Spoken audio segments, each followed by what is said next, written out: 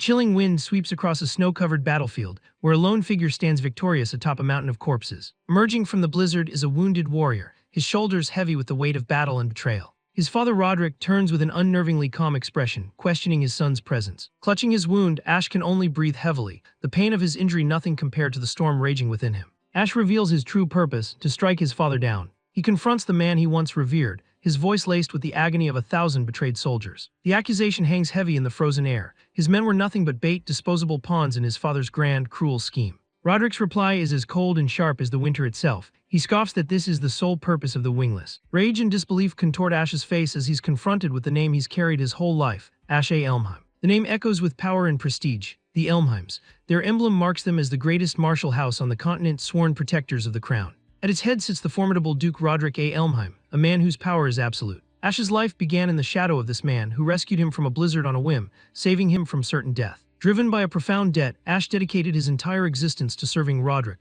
blindly following every command. But his life in the Duke's house was a living hell, tormented by his own siblings. They mocked him for being different, for lacking the family's signature crest. Within the Elmheim lineage, wing crests were the source of immense magical power. But Ash was born without one, rendering him unable to use magic, earning him the scornful title of wingless. Denied magic, he turned to the sword, pushing his body past its limits day after day. Through rain and pain, he trained relentlessly, honing his physical prowess. He endured it all, clinging to the desperate hope that his unwavering devotion would one day be recognized. But that hope shattered during a mission with his troops, his so-called brothers by his side. Peering from the tree line, a dreadful premonition took hold. His instincts screamed that something was terribly wrong as enemy forces appeared on the ridge. It was an ambush. Back in the present, Ash demands an answer from the father he followed and believed in for so long. Roderick's expression is one of pure contempt. He questions what a mere tool should expect. The cruel words strike Ash harder than any blade, his entire life's purpose dismissed in an instant. Fueled by a lifetime of pain and a final, shattering betrayal, Ash lunges forward. He roars his father's name, his trust now a venomous poison in his veins. The realization hits him with blinding clarity. What a fool he was to ever believe. But Roderick remains unfazed, his power far exceeding Ash's desperate attack.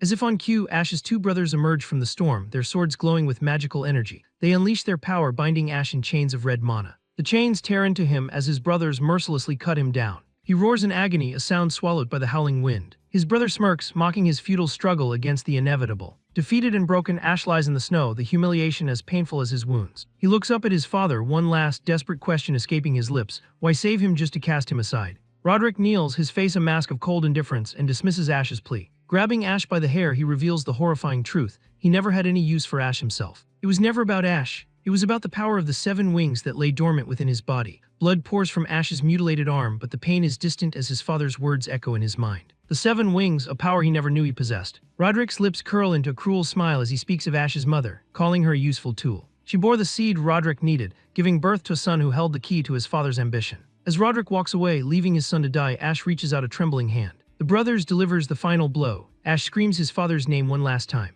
His world fades to black, the cold seeping into his very bones. His life flashes before his eyes, a montage of pain and fruitless effort. Was this what he lived for? He sees a church steeple through the falling snow, a final, fading image. But then a strange warmth envelops him, a pure white light. Is this the afterlife? He feels snow on his face, a familiar cold yet different. He's being held, cradled in the arms of a woman whose face is a blur. His eyes flutter open wide with shock and confusion. No, this isn't death, this is real. He's in a blizzard, lying in the snow, but something is terribly wrong. His body, it's tiny, weak like an infant's. He wiggles a chubby hand, the realization dawning on him. It's not like an infant's, he is an infant. And the woman holding him, he realizes, is his mother. She's succumbed to the cold. He sees her lifeless face, a sacrifice he never understood until now. Suddenly, a memory flashes in his mind, voices carried on the wind. Men on horseback charge through the blizzard, their mission clear: find the woman and the infant. Their leader shouts orders, revealing they serve Duke Roderick. The pieces of the puzzle click into place with terrifying speed. The image of his father from that fateful day surfaces in his memory. They're searching for an infant for him.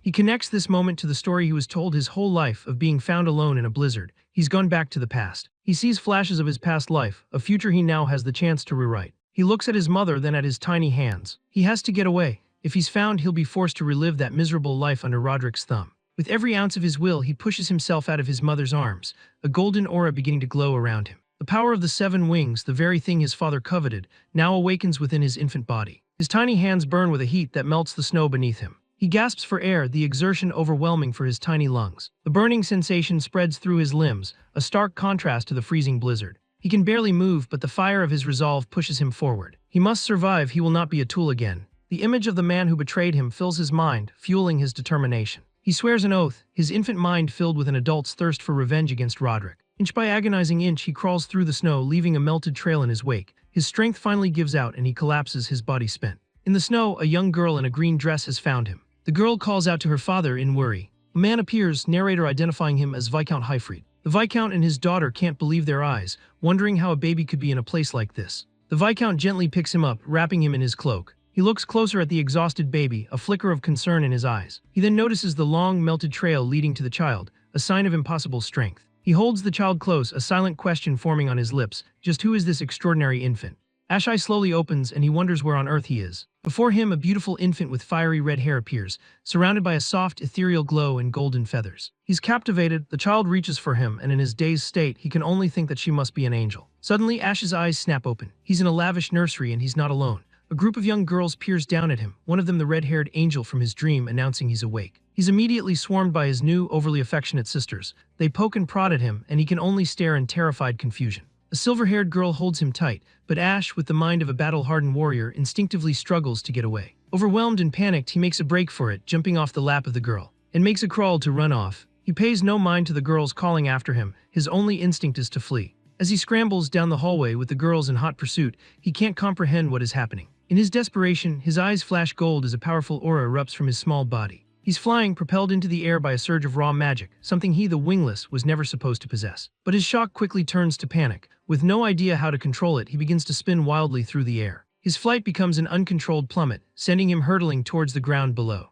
He squeezes his eyes shut, bracing for a very short second life. But the impact never comes. He lands softly, caught in the strong arms of his rescuer. The man remarks on what a peculiar child he is. Ash looks up and his heart stops. It's Viscount Highfried, the older brother of the man who destroyed his life, Duke Roderick. He's been brought to the Viscount's estate, the other Elmheim house, a branch of the very family he swore to destroy. Astor recalls what he knows of this man. Viscount Highfried was once a renowned warrior, standing equal to his younger brother Roderick. Together they were known as the Twin Wings, the greatest swordsmen in the kingdom, entrusted with protecting the royal family. But Astor knows a dark future awaits them. In his previous life, the Viscount and his entire house were wiped out in a bloody civil war. This confirms it, he has truly gone back in time. He can only feel a sense of dread. In his attempt to escape the Duke's clutches, he's fallen right into the hands of his brother. Later, held by the gentle Viscountess, the Viscount explains that the baby's powerful magic must have gone out of control. She smiles warmly, unfazed. She says she knew from the start he wasn't just an ordinary baby. She comforts the startled infant, a gesture of maternal love that is entirely foreign to him. The Viscount watches them, noting that this child, despite his size, harbors a truly tremendous power. Viscount reaches for Astor's arm. He gently pushes up the infant's sleeve, revealing a distinct, wing-like mark on his skin. The Viscountess gasps, her eyes wide with disbelief. Reflected in the mirror, she sees the unmistakable crest of the legendary 7 wings. Astor stares at the mark on his own body, his mind reeling in horror. He remembers his father's final, cruel words, revealing he only wanted the power of the 7 wings that dwelled within him. The horrifying truth crashes down on him. Roderick didn't save him from the blizzard out of kindness. He was found and raised for the sole purpose of having his power stolen. And after tearing that power from him, Roderick had the gall to brand him wingless. The memory ignites a fire of pure rage in his soul. The Viscountess breaks the tense silence, asking her husband what they should do now. Viscount Highfried's expression is stern and unreadable. Astor's heart hammers in his tiny chest. He can't let them have this power, he needs it for his revenge. He clenches his tiny fists, bracing himself for another betrayal. But the Viscount's declaration shatters his expectations. He announces that he will take the child in as his own adopted son.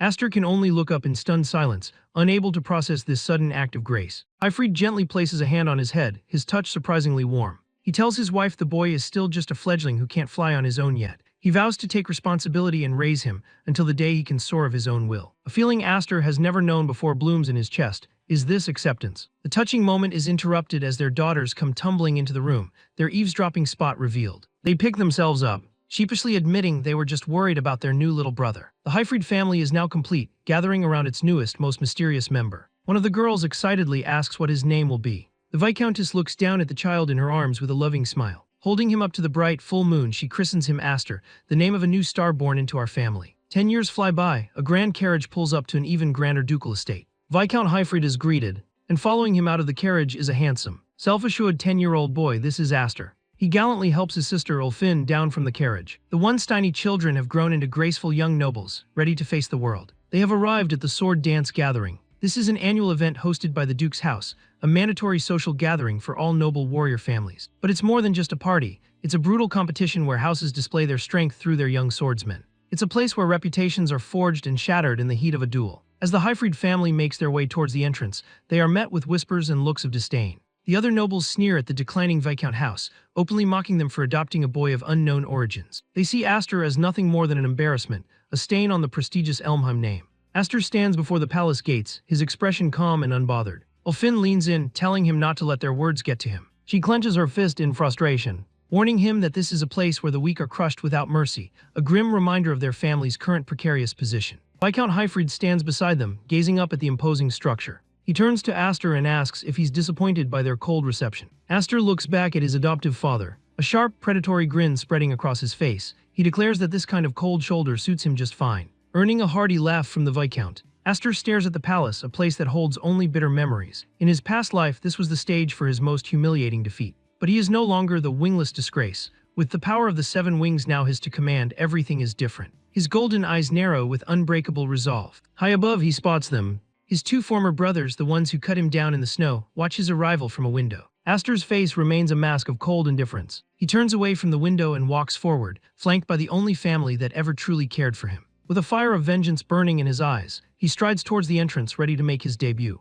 This is an age where knights reign supreme, an era defined by grand duels held in sprawling arenas. Knights were expected to possess both raw power and splendid fame. Their strength was demonstrated through their skill in swordsmanship, and their splendor was measured by the reputation of their house. This was a world where a single duel could make or break a family's name. The ultimate proof of both power and fame was the absolute family symbol. The wing crest, a magical sigil that manifested in the bodies of the truly gifted, enhancing their power. With this power, a swordsman could effortlessly cleave through their opponent's defense and stand victorious, earning glory for themselves and their lineage. This crest was everything. It was the mark of a true warrior, the ultimate source of a family's pride and power. Inside the Grand Ducal estate, Astor, Ulfin, and their father take in the intimidating atmosphere. Ulfin notes that it's no wonder her other sisters refused to come, given the tense and hostile environment. Astor's gaze is cold and distant, haunted by the sneering faces of those who scorned him in his past life. He's thrown back into a painful memory, the day of his ultimate humiliation, where he was defeated and broken in the pouring rain. His sister Ulfin snaps him out of his reverie, asking if he's nervous since it's his first sword dance gathering. Astor, however, is completely unfazed. He coolly replies that he's not nervous at all. In fact, he says with a knowing smirk it feels almost nostalgic. Ulfin can only look on in confusion, bewildered by his calm demeanor. Viscount Highfried announces he must attend a conference for a bit, leaving the 2 siblings on their own. He asks Astor to look after Ulfin, which earns a protest from the red-haired girl, who reminds her father she's a year older. The Viscount simply pats Astor on the shoulder, telling him to use the opportunity to make some connections. But he leans in with a final, serious warning. Whatever he does, he must not let anyone find out about the power of the 7 wings. As their father walks away, the siblings are left to navigate the social battlefield alone. Astor immediately feels the hostile stares of the other nobles, their contempt a palpable force in the air. He thinks to himself that with such an openly unwelcoming atmosphere, making any real connections is completely out of the question. His eyes narrow with determination. He has other plans. Ulfin notices him start to walk away and asks where he's going. With a glint in his eye, Astor simply states that he's going to make some friends. He strides purposefully down the hall, leaving his sister behind. His destination is a lounge where a group of young nobles are relaxing, led by a cocky red-haired boy lounging on the sofa. Astor approaches and the boy Dariz looks up, smugly asking who he is. Astor introduces himself with a polite yet chilling smile, greeting his brother Dariz. He formally presents himself as Astor F. Elmheim, their younger brother. He adds that he saw them from outside and just had to come say hello. Dariz looks back at Astor with a cold, appraising stare. Another boy, Grion, chimes in, identifying Astor as the adopted kid that the Viscount's house picked up.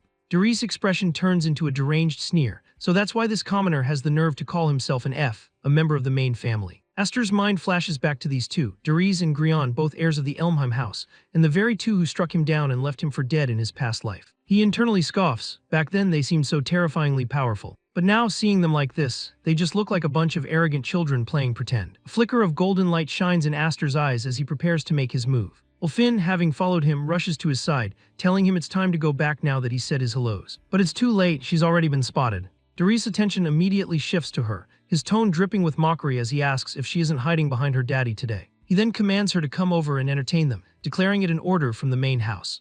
Ulfin stands her ground, her expression turning to stone. With fire in her eyes, she flatly refuses. She declares that there is no master-servant relationship between the main house and a branch family, but as she turns to leave, Astor calls out to her to wait. His expression is calm, but his eyes hold a deep, simmering coldness. Dariz isn't finished. He sneers that their father, a so-called knight, failed to protect the king, and as punishment had his arm cut off by his own younger brother, Duke Roderick. The words cut deep and Ulfin flinches, her face a mask of pain and humiliation. Darius twists the knife, saying he's so glad he doesn't have that loser's blood running through his veins. That's the last straw for Ulfin. She screams at him to take it back. Darius spits out some wine on Ulfin's face. Drenching her wet, he continues his vile tirade, mocking the Viscount for only having useless daughters who can't even inherit the title, and calling Ulfin a disappointment. This isn't a ball, he says with a twisted grin. He grabs a full glass of wine from a nearby tray. He tells her next time she should wear rags so she won't mind getting wet. And with that, he leaving her shamed and humiliated in front of everyone. Standing nearby, Aster watches this unfold. He had been worried on the way here, worried that after 10 years of peace, seeing the faces of his tormentors might not spark any anger in him at all. But as he watches his sister tremble, a single tear mixed with wine streaking down her face,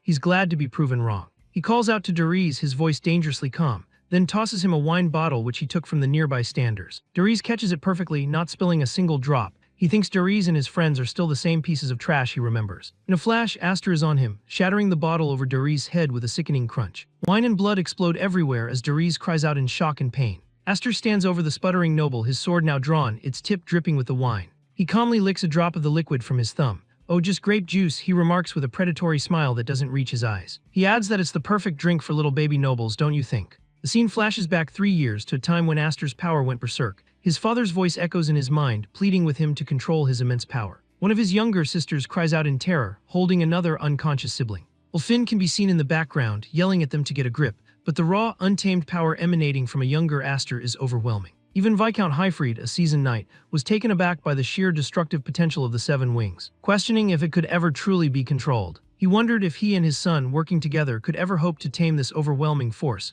as a young Aster struggled just to contain it. Back in the present, Viscount Hyfried's conference is abruptly interrupted by a panicked guard with terrible news. The Viscount, annoyed, demands to know what could possibly be so important as to disturb a meeting of the kingdom's most powerful nobles. The guard stammers that the sons of the Elmheim main and branch families are currently engaged in a duel. The news hits like a thunderclap. Both Viscount Hyfried and the imposing head of the main family, Duke Roderick, are stunned by the revelation. Without a second thought, the Viscount springs from his chair, his coat flaring as he rushes out of the room. He finds a frantic Ulfin who is terrified for her brother's safety. He demands to know what happened. A burly, brutish-looking noble points towards the commotion with a malicious grin, telling them to see for themselves. Down below, in the center of a large crowd, Aster and Darius are locked in combat, a spectacle the noble mockingly calls a fight between the great Elmheim brothers. Watching from the balcony, the brutish noble remarks that a spectacle like this doesn't happen every day, clearly enjoying the chaos. Other nobles watch the duel with a mixture of concern and morbid curiosity, the tension in the hall growing thicker by the second. The brutish noble smirks, his eyes glowing with anticipation.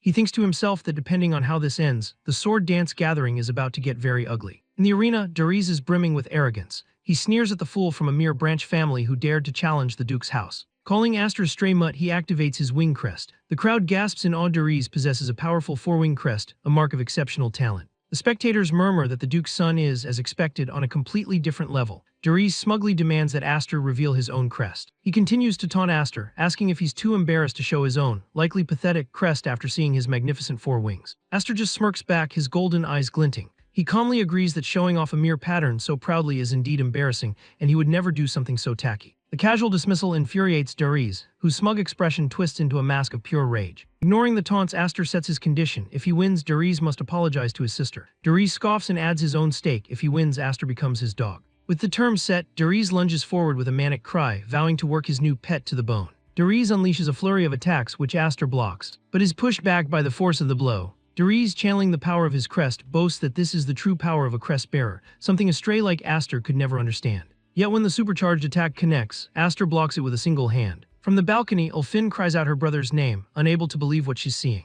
The brutish noble watching nearby notes with a critical eye that Darius' swordsmanship is clumsy and unrefined. He thinks to himself that normally such poor skill wouldn't matter in a duel like this. The true advantage of a crest bearer is the overwhelming magic that can cover any gap in skill, if a single wing holds the power of a candle. Then Darius' four-wing crest is like a roaring explosion. He unleashes a devastating wave of attacks, confident his raw power will be enough to crush Aster. He mockingly asks Aster where all his earlier bravado has gone, seeing him only defending. He screams at Aster to show him his true power, demanding to know if all his talk was just an empty bluff. Believing he has Aster completely cornered, Darius musters all his strength for one final, crushing blow. A blonde noble watching from the side smirks, declaring that the match has just been decided. Their swords meet in a blinding flash of red and gold energy. But it's Darius whose face twists in shock. He's the one being pushed back, unable to believe the strength behind Aster's block. Aster looks at him with utter contempt, coolly telling his cousin that he talks too much. With a surge of power, Aster effortlessly breaks Darius' stance, sending him stumbling backward across the arena floor. A calm, menacing golden aura now swirls around Aster as he stands completely unfazed. He thinks to himself that he has spent the last 10 years doing nothing but learning to control his magic,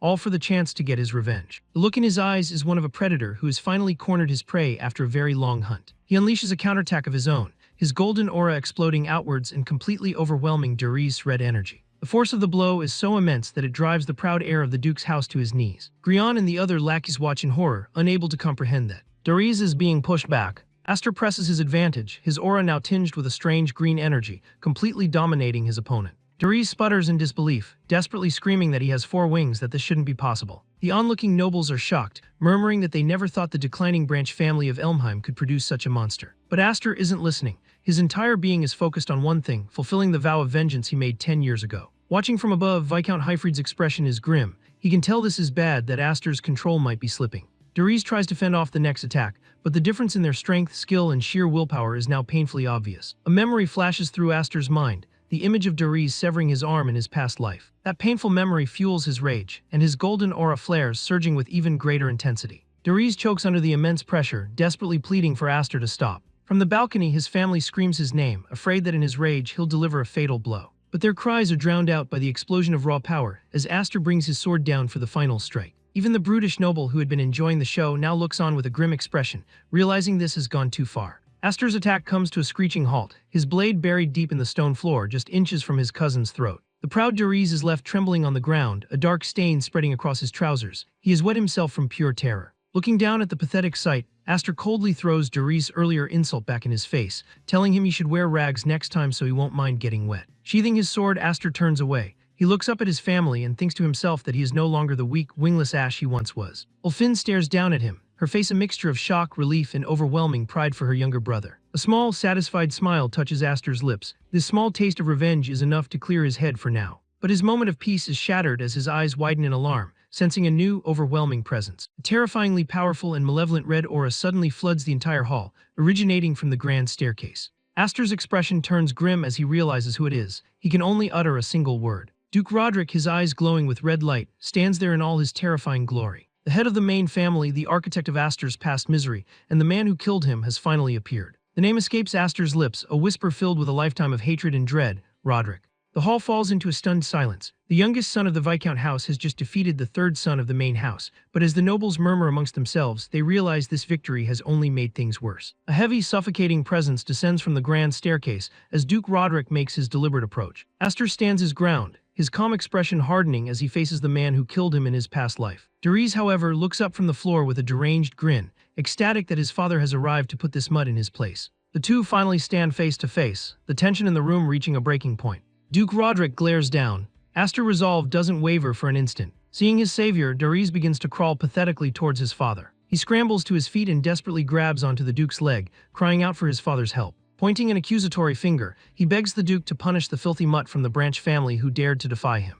But Roderick's burning gaze isn't fixed on Aster. His rage is directed elsewhere. With a surge of power, he slams his sword into Darius' hand, slamming it into the stone floor, shattering it with the force of his anger. Darius' face twists in terror. His lackeys watch in abject horror, unable to comprehend what is happening. Grion is now sweating, the situation having spiraled far beyond their expectations. Looming over his son, Roderick icily asks why the one who lost the duel is grinning like an idiot, and if he understands that he has just dragged the family name through the mud. From the balcony, Viscount Hyfried screams his brother's name, telling him to stop. But Roderick ignores him, raising his greatsword and declaring that one who cannot even avenge himself has no right to wield a sword. It's clear he intends to cripple his own son as punishment for this humiliation. But before the blow can land, Aster steps in, raising his own sword to intervene. Darius, still on the floor, looks up in confusion from between Aster's legs. Aster calmly tells his uncle that the punishment can wait, because his cousin still hasn't apologized to his sister. Enraged by this insolence, Roderick surrounds himself in a vortex of purple energy, sneering at the orphan who dares think he's a true Elmheim.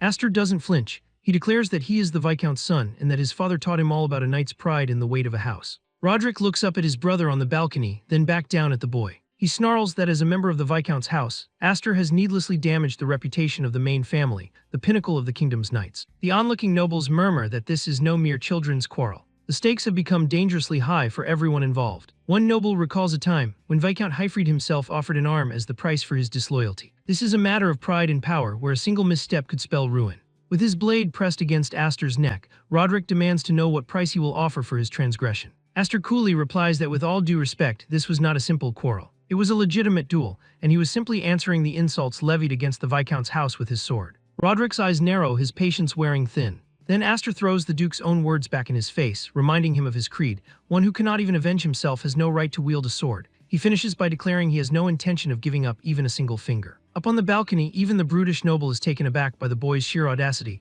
Meanwhile, Ulfin is terrified. Another noble laughs in disbelief, marveling that a mere 10-year-old could possess such unshakable nerve. Roderick's expression shifts. The pure rage gives way to a cold, calculating look. He slowly sheathes his sword, a single phrase escaping his lips: "I see." He then challenges Aster directly, telling the boy to draw his sword. Without hesitation, Aster takes his stance, ready for whatever the Duke might throw at him. But even he is not prepared for the Duke's terrifying speed. In a flash of movement, Roderick lunges, his sword aimed straight for the boy's heart. Ulfin screams in terror, unable to watch. Viscount Hyfried roars his brother's name, his face a mask of fury and desperation. Without a second's thought, the Viscount leaps from the balcony, soaring through the air to protect his son. He attacks Roderick, which Roderick single-handedly blocks. Viscount lands on the ground after failed attack, and rushes to his son's side. The Viscount's eyes are filled with worry as he looks for Aster. But the boy is still standing, bloodied and battered, but unbroken and defiant. His golden eyes, though filled with pain, burn with an unyielding fighting spirit. Roderick looks on for a moment, his expression unreadable, before making his decision. He turns his back and walks away, leaving the entire hall in stunned silence. Viscount Hyfried rushes to his son's side,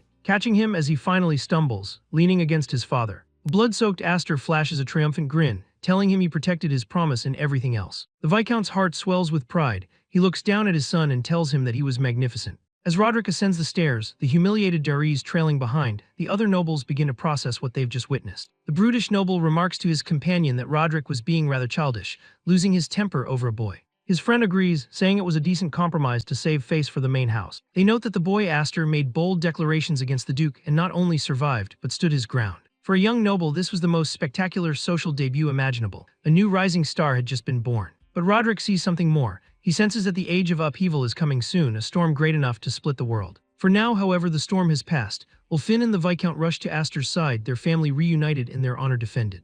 After the intense confrontation with Duke Roderick, Aster wastes no time, throwing himself back into his rigorous training. His fellow knights of the Viscount's house watch from the sidelines, astounded by his progress. In a fierce sparring match, Aster unleashes a powerful blow, shattering his opponent's wooden sword and ending the duel in an instant. The defeated knight can only grin in admiration, calling his young master's performance magnificent. Aster, however, remains focused, his golden eyes already searching for his next challenge. The watching knights murmur amongst themselves, commenting on how terrifyingly skilled the 10-year-old has become. They note he's been training even harder since the sword dance gathering, realizing the event was a major catalyst for his growth. The story of him defeating Duke Roderick's son has also spread, bringing a sense of satisfaction to the branch house that has long been overshadowed by the main family. Aster reflects on the gathering, his mind replaying the events. He knows he made a powerful statement that day. His display of strength was a calculated move to silence those who looked down on the Viscount's house. But his ultimate goal remains unchanged: to deal with the main Elmheim family and the man who leads it, Duke Roderick. He had wanted to truly test the limits of his power at the gathering,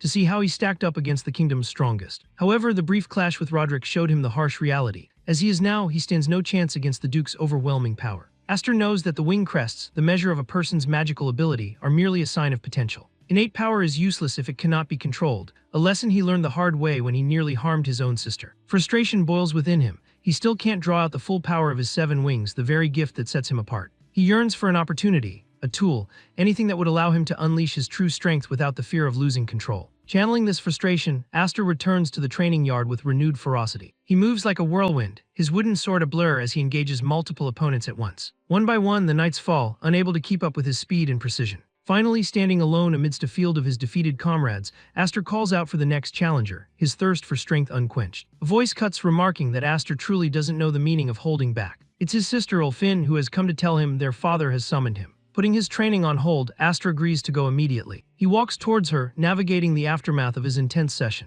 As he gets closer, he notices something unusual about his sister's attire. She's dressed in practical training clothes, a far cry from her usual dresses. Aster points this out, remembering she used to complain that such outfits weren't cute. Ulfin explains with a newfound maturity that watching him strive so hard made her realize she couldn't afford to remain complacent either. Aster is taken aback, seeing a new fire in his sister's eyes. With a determined smile, she grabs a practice sword and tells him to be her sparring partner when he gets back. A warm smile spreads across Aster's face as he happily accepts her challenge. It's a promise of a new dynamic between the siblings, one built on mutual growth and strength. Later, Aster arrives at the door to his father's study and knocks politely. He enters the grand office, where Viscount Hyfried sits waiting with an uncharacteristically solemn expression. The Viscount tells him to have a seat, and the heavy atmosphere immediately puts Aster on edge. As Aster sits, his father begins, his voice laced with gravity. The Viscount reminds Aster that it has been 10 years since he was welcomed into their family as a son. He had planned to wait until Aster was older, but circumstances have changed. He places a small velvet cushion on the desk between them.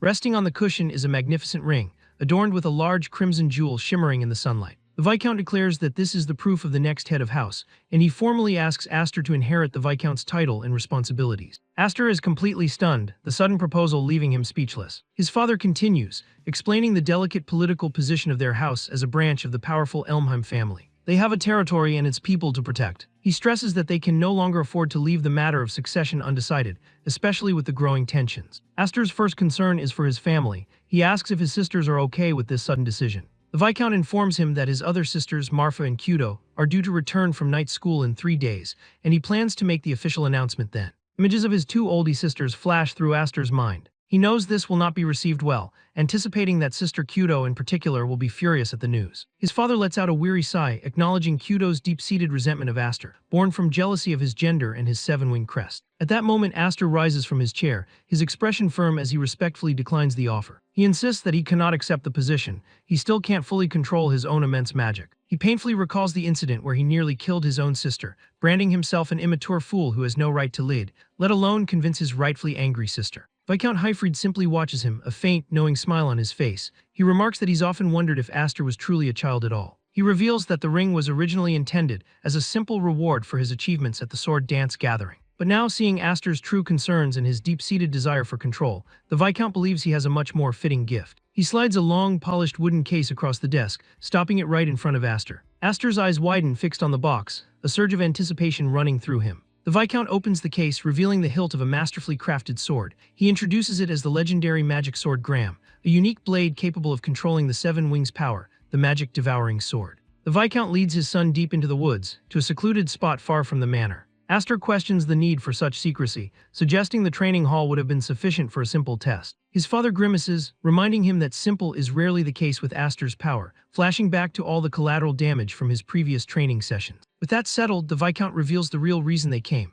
the legendary magic sword Graham, an heirloom of the Elmheim main family. He clenches the sword wrap with his teeth and opens it, explaining with some difficulty that he had it brought from the main house specifically for Aster. Aster's eyes widen in shock and disbelief. This is a treasure reserved only for the direct heir of the Duke. He stares at the object, which is more of a hilt than a sword, completely lacking a blade. But the Viscount quickly demonstrates its true nature. By channeling his own magic into the hilt, a ferocious blade of pure red energy erupts into existence. He explains that Graham is a blade of potential, a weapon completed only by the magic of its wielder. With a single, effortless swing, he carves a massive trench through the forest floor, showcasing the sword's devastating power. The vortex of energy rips through the clearing, a testament to the might a skilled user can command. However, the Viscount offers a stern warning. For anyone with insufficient magic, Graham becomes a cursed blade that will drain its user completely dry. He then offers the legendary weapon to Aster, challenging him to try it for himself. Aster accepts, his hands closing around the hilt that holds the key to controlling his power. As he grips the sword, he begins to channel his magic, his own immense golden aura flaring to life around him. But the power is overwhelming.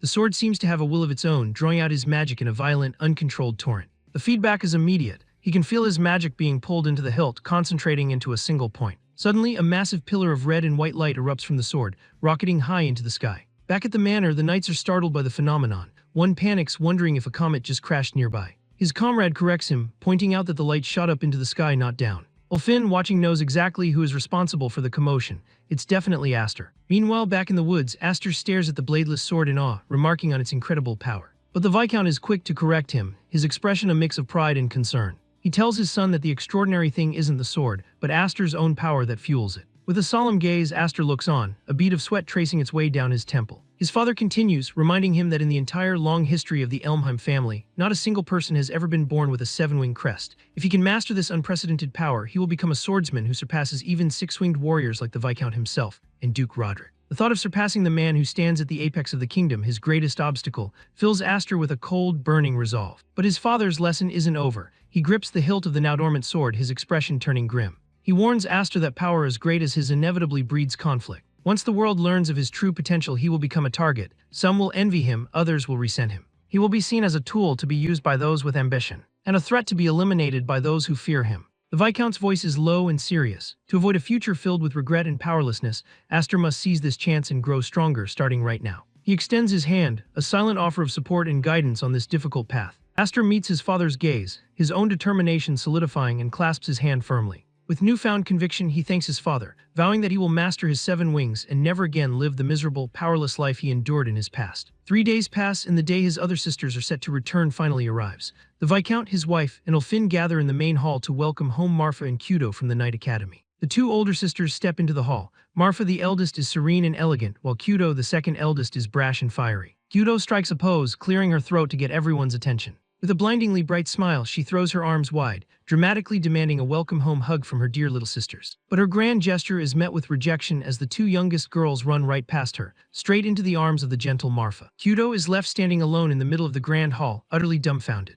The little ones explain that they avoided her because Sister Kudo always messes up their hair with her rough hugs. Kudo folds her arms, pouting as she mutters that she has perfectly mastered knightly etiquette and would never be so improper. She quickly recovers her boisterous demeanor, turning her attention to Ulfin instead. Before Ulfin can react, Kudo traps her in an inescapable, hair-ruffling headlock of affection. Ulfin struggles in her sister's iron grip, her cry of protest muffled. Amidst the chaotic reunion, the graceful Marfa looks around, noticing someone is missing. She asks where Aster is. The Viscount and his wife share a weary look, knowing this is a sore subject for their second daughter. As expected, Kudo's playful expression immediately darkens at the mere mention of Aster's name. Miles away, the source of her irritation is busy training. A massive blast of red magic erupts from Graham as Aster struggles to control it. He pants heavily, the effort of maintaining the magic blade pushing him to his limits. Sweat pours down his face as he admits he can't do it. He can create the blade, but suppressing its wild energy takes everything he has. He can barely hold the volatile magic in check, the red aura crackling violently around his arm. He stands amidst the destruction from his training, wondering how his father wields the same power so effortlessly. Just then, a familiar, condescending voice cuts through the clearing. Kudo has found him. He turns, surprised to see her. He hadn't even realized she was back. She tusks at him, chiding him for not even bothering to greet his big sister upon her return. With a smirk, she floats down, sarcastically asking if he thinks he's so special now that his family doesn't even matter to him. Aster is taken aback by her hostility, stammering a reply. She continues her verbal assault, mentioning that the entire night school was buzzing with news of his performance at the sword dance gathering. He tries to deflect, praising her own achievements and mentioning the prestigious honor medal she received, a feat no other trainee accomplished. She dismisses the compliment, stating it's the bare minimum required for her to inherit their father's position. Her green eyes narrow with suspicion and resentment. She heard he turned down the position of heir and demands to know if it was out of pity for her. Aster is flustered by the accusation, his phantom self sweating bullets behind him as he tries to explain. He insists it wasn't his intention, claiming he just doesn't feel qualified for the responsibility yet. Kudo's expression softens for a moment, a flicker of disappointment crossing her face. She turns away, muttering how cruel both he and their father are for toying with her dream of becoming the head of the house. Aster watches her leave, confused by her sudden mood swing. But her retreat was a feint. In a flash, she pivots and unleashes a powerful slash of her own. Her magic-infused blade cleaves through the trunk of a massive tree, sending it toppling right towards him. Aster leaps back just in time, the tree crashing down where he stood moments before. He yells out in shock, asking what she thinks she's doing with such a reckless, sudden attack. Kudo lands gracefully, a predatory grin spreading across her face as she faces her little brother. She declares that it's time for his big sister to personally test the skills he's so proud of. Aster panics, protesting that he can't fight because he hasn't fully mastered his new sword yet. Kudo scoffs at his excuse, asking if he thinks an enemy on the battlefield would care about his readiness. The word enemy strikes a chord with Aster, his playful demeanor vanishing instantly. Kudo readies her stance, reminding him of a knight's creed, to always be ready for battle. She warns him not to hold back because she certainly won't. She unleashes another powerful slash, carving a deep gouge in the earth as she closes the distance. Aster realizes this is no joke. He's already struggling just to keep Graham's power from running rampant. He knows he has no choice. If he doesn't fight back seriously, his sister is fully prepared to kill him right here. With a desperate roar, he forces his magic into the sword, unleashing a torrent of crimson energy to meet her assault. The sibling rivalry explodes, their powerful slashes devastating the surrounding forest. Kudo presses the attack, a wild grin on her face as she tests her brother's limits. Aster grits his teeth, barely holding back her assault with the unstable power of the magic sword Graham.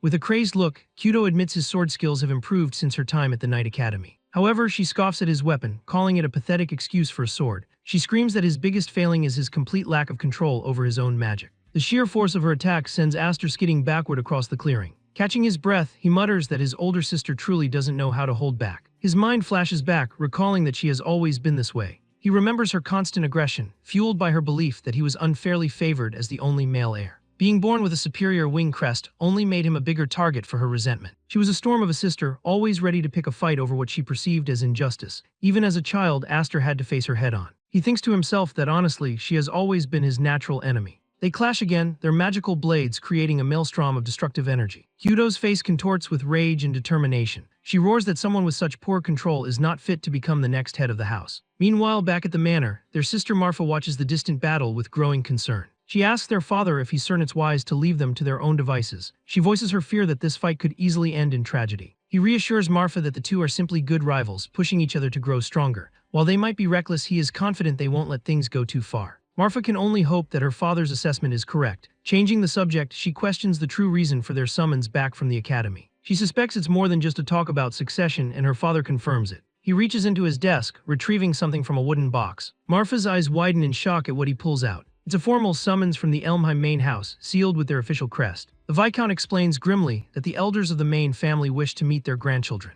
Marfa immediately understands the gravity of the summons, calling it a serious matter. Her father agrees, his expression dark, admitting that they may very well lose Aster. Back in the forest, the intense duel continues without pause. Aster yells at his sister, reminding her that he already turned down the position of successor. Kyudo screams back that his rejection is exactly what infuriates her so much. She gathers her strength for a powerful downward strike. Aster blocks, the impact feeling like he's trying to stop a troll swinging a giant hammer. He struggles under the immense pressure of her attack. With a skillful parry, Aster deflects her blade, creating a momentary opening. But Kyudo is relentless, accusing him of trying to run away as he repositions. She continues her fierce assault, leaving him no room to breathe. Aster stumbles back, coughing up blood from the sheer brute strength of her attacks. Kyudo lectures him, stating that merely swinging a sword makes him a third-rate fighter. Being able to handle magic only elevates him to second-rate. She tells him that only by mastering both can he ever hope to be considered first-rate. Looking down on him, she calls him a bitter disappointment. She explains that the difference in their wing crests represents the gap in the amount of magic they can handle. With 5 wings to his 7, she should theoretically be 2 full tiers of power beneath him.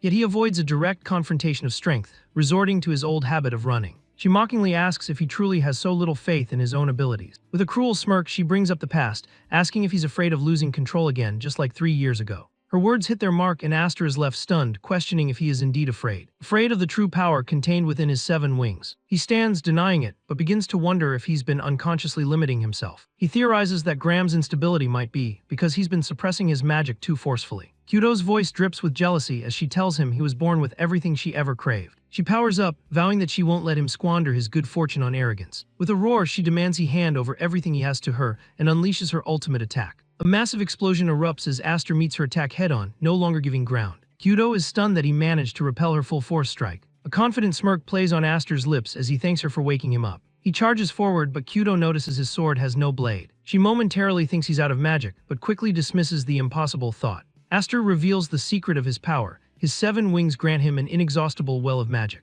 While he can't fully control it yet, for one brief instant, he can focus all that raw energy into a single point of impact. Kyudo smirks, dismissing his strategy as a half-baked plan. But Aster's resolve is absolute. He didn't get this second life just to throw it away. The 7-wing crest on his back flares with a brilliant red light, a testament to his power. This power, his family, the sword, they are all things he could never obtain in his previous life, no matter how hard he struggled. Kyudo is momentarily confused by his strange talk of a second life. But it's too late. With a powerful cry, Aster unleashes his magic. A massive, unstable blade of pure crimson energy erupts from Graham, crackling with untamed power. In a shocking twist, the energy blade vanishes just an instant before it connects with Kyudo's sword. Aster's eyes glow with a dark intensity as he announces that he won't be holding back any longer. Then he slashes at her sister with the sword. Kyudo's eyes snap open, the haze of unconsciousness quickly replaced by confusion. She finds herself not on the battlefield, but in the familiar comfort of her own sunlit room. A voice cuts through her thoughts, and she looks up to see her sister Marfa. Marfa greets her with a gentle smile, noting that she's finally awake after a long rest. Jolting upright, Kyudo's mind races back to the duel. She frantically asks what happened with her match against Aster. Marfa calmly explains that Aster carried her all the way back to the manor after their fight concluded. With a knowing look, Marfa relays Aster's cover story, that Kyudo must have been exhausted from her journey and simply fell asleep. But Kyudo isn't buying it. She sits pensively, her sword resting beside her, knowing that's not how things ended. Her mind flashes back to the final, terrifying moments of their clash. She vividly remembers believing Aster was about to deliver the final blow. But at the last possible second, he had dispelled the massive magic blade, letting only the harmless residual energy wash over her. Though he held back the lethal force, he still followed through with the motion of the slash. She reasons that, of course, her little brother would never actually kill her. Yet the memory of his cold, glowing eyes sends a shiver down her spine. For one heart-stopping moment, she truly believed he was capable of it. A small smile plays on her lips, that infuriating little brother acting so much bigger and stronger than he is. Fueled by a renewed fighting spirit, she grabs her sword. She storms out of bed, roaring that she refuses to accept such an anticlimactic end to their fight and demands a rematch. But as she charges out, Marfa calmly informs her that Aster has already left. Kyudo freezes, the news catching her completely off guard. Marfa explains that Aster was summoned by the main house and departed with their father just a short while ago. The look on Kyudo's face says it all. She's in utter shock, having been kept completely in the dark. She erupts in frustration, screaming that no one bothered to tell her something so important. Meanwhile, a carriage is already making its way from the estate. Inside, Aster sits quietly, his expression unreadable as he heads toward an uncertain future. His father breaks the silence, explaining that their destination is a meeting with the shadowy elders of the Elmheim family. These aren't just any old nobles. They are the former heads and influential figures who rule the clan from behind the scenes, known as the Fixers. The Viscount finds it strange that these elders, who have ignored Aster since his adoption, are suddenly taking an interest in him. Aster, however, isn't surprised. He correctly guesses that this summons is a direct result of the incident at the sword dance gathering. He cryptically mentions a story he once heard about the Elmheim elders, who prize their family's reputation above all else. According to the tale, any family member who dares to stain that reputation meets a gruesome end, fed to the beasts in the dungeons. The Viscount is visibly shaken, asking his son where he heard such a horrifying story. Aster just smiles, vaguely saying it was a long time ago and that he's prepared for the worst, be it exile or something more permanent. His father's concern shifts, asking if Aster is okay with leaving without a proper goodbye to his sisters. Aster dismisses the concern, claiming he had planned to leave immediately anyway. He even jokes that Kyudo would be happier with him gone,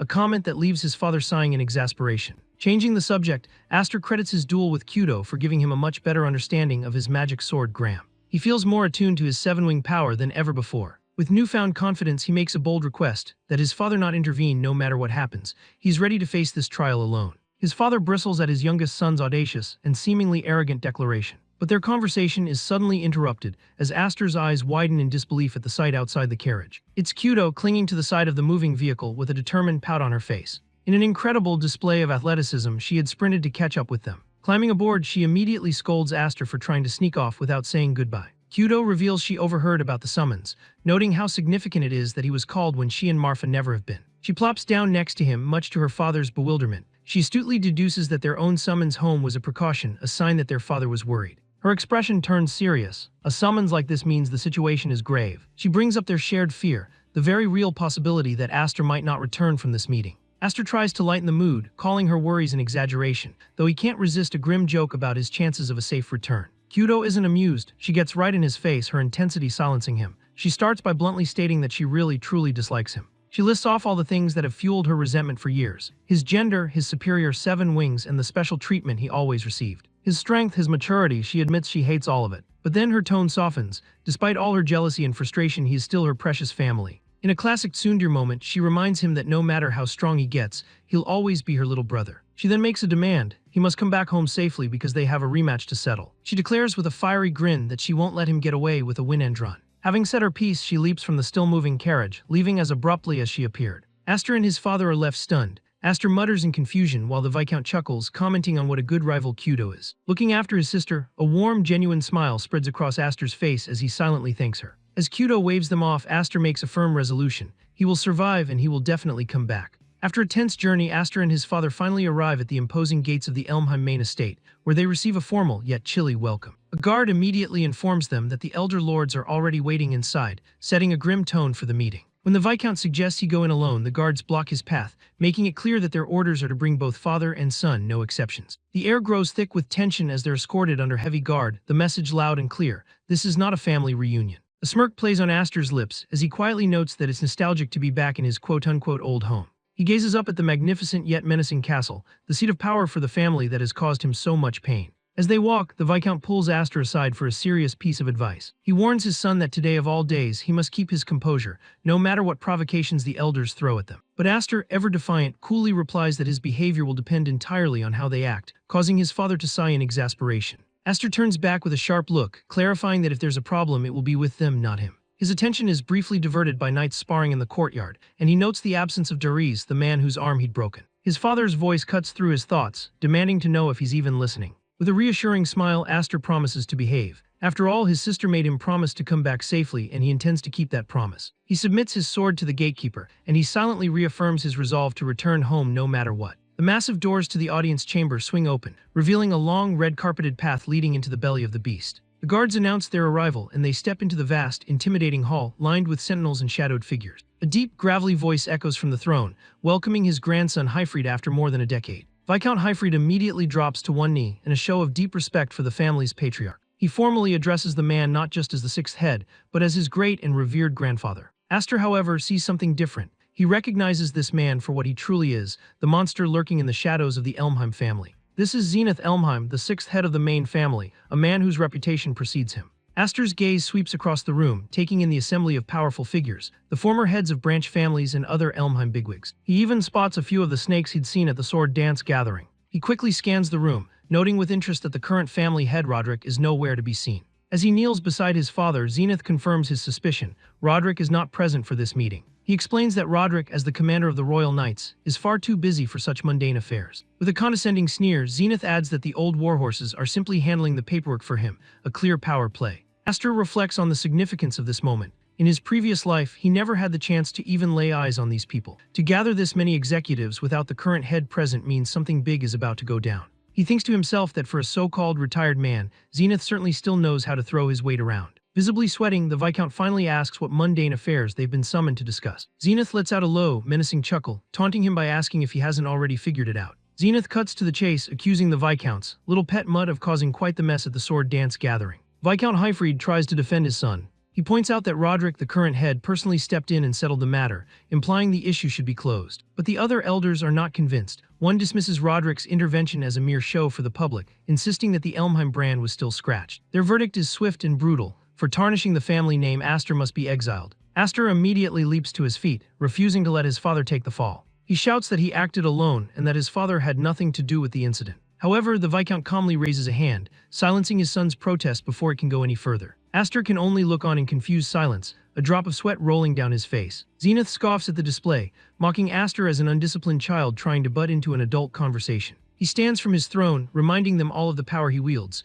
commanding 12,000 knights under the Elmheim banner. He paints a picture of their family's strength and the prestige they carry on their backs. He then speaks of the fierce competition within the clan, with countless ambitious members vying for power. He slyly remarks that some of those very rivals are sitting in this room, watching this all unfold. With a sharp tap of his cane, Zenith declares that all they desire is peace of mind. And to get it, they demand proof that the Viscount is not a threat to Elmheim. He points the hilt of sword toward Hyfried. Zenith cruelly reminds the Viscount of a past failure. When Roderick cut off your arm in this very chamber as a punishment for bringing shame to the family. With a terrifying one-eyed glare, Zenith gives his horrific order. This time, to prove his loyalty, the Viscount must sever the head of his own son, Aster. But Hyfried refuses instantly. He declares with unwavering conviction that he would sooner take his own life than harm his child. Aster is visibly stunned and moved by his father's love. Zenith's cold expression gives way to a quiet hum of contemplation. Then with another slam of his cane, he delivers his final judgment. In that case, you may die. He issues a death sentence not just for the Viscount, but for his entire family, his wife, his daughters, and the boy. The Viscount house will be exterminated. On his command, elite knights comes forward, their swords drawn and ready. Within seconds, father and son are completely surrounded, the sharp points of a dozen blades at their throats. Yet amidst the mortal danger, Aster remains utterly unfazed. He looks up at the tyrant on the throne and asks a simple question: "What are you so afraid of, old man?" Zenith is momentarily speechless, caught off guard by the boy's audacity. Aster calls them pathetic, a group of grown adults huddling together and trembling, terrified of being bitten by their own dog. He throws their options back in their faces, telling them to exile him or kill him. He doesn't care which. But as he speaks, his hand drifts to the red brooch at his collar, a symbol of the family he now fights for. Aster apologizes to his father, admitting with a grim smile that he was never very good at keeping his mouth shut. Then with a defiant roar, he rips his shirt and vest wide open. One of the guards cries out in shock, his eyes wide with disbelief at what he sees. Burning with brilliant red light upon Aster's back is the legendary crest of the Seven Wings. Unleashing a cataclysmic wave of power, Aster issues a final, chilling ultimatum. If they dare to lay a hand on his family, these Seven Wings will become Elmheim's sworn enemy. His eyes glowing like molten gold, he warns them all to think very, very carefully about what they do next. The entire chamber erupts in shock as Zenith cries out, identifying the glowing mark on Aster's back as a seven-wing crest. The elders are stunned into silence, with one questioning if it could possibly be a fake. Another adds that for hundreds of years, such a legendary crest has never appeared on a human. Zenith, his voice heavy with significance, addresses his grandson, demanding to know if he understands the gravity of revealing such a thing here and now. Standing firm against the knight's blades, Aster shows he is fully aware of the consequences of his actions. A confident smirk plays on his lips as he confirms he does, thinking to himself that the legendary status of the Seven Wings is sure to cause a stir. Amidst the tension, a strange sound cuts through the silence, a peal of laughter from a silver-haired man among the elders. After a brief interruption, the man, identified as Count Maze, apologizes and urges them to continue their very serious discussion. Regaining his composure, Zenith begins to explain the origin of the crests, ancient magic organs gifted to humans by spirits. This power was passed down through generations, growing stronger with each heir. While many have manifested these powers, Zenith explains that no human has ever reached the pinnacle of 7 wings. None, that is, except for the mythical clan of spirits, the very source from which all wing crests originate. Aster challenges the old man, asking if he's implying that he belongs to this legendary spirit clan. Zenith can only speculate that if the crest is genuine, it might be so. The standoff reaches a boiling point, the weight of Aster's revelation hanging heavy in the air. Even with swords at his throat, the Viscount's face shows not fear for himself, but deep concern for his son. Aster takes a step forward, his voice ringing with conviction, declaring that first and foremost, he is the Viscount's son. He states that his origins no longer matter. The only question now is whether the elders are prepared to make him their enemy. He lays out his trump card, explaining that if Elmheim casts him out,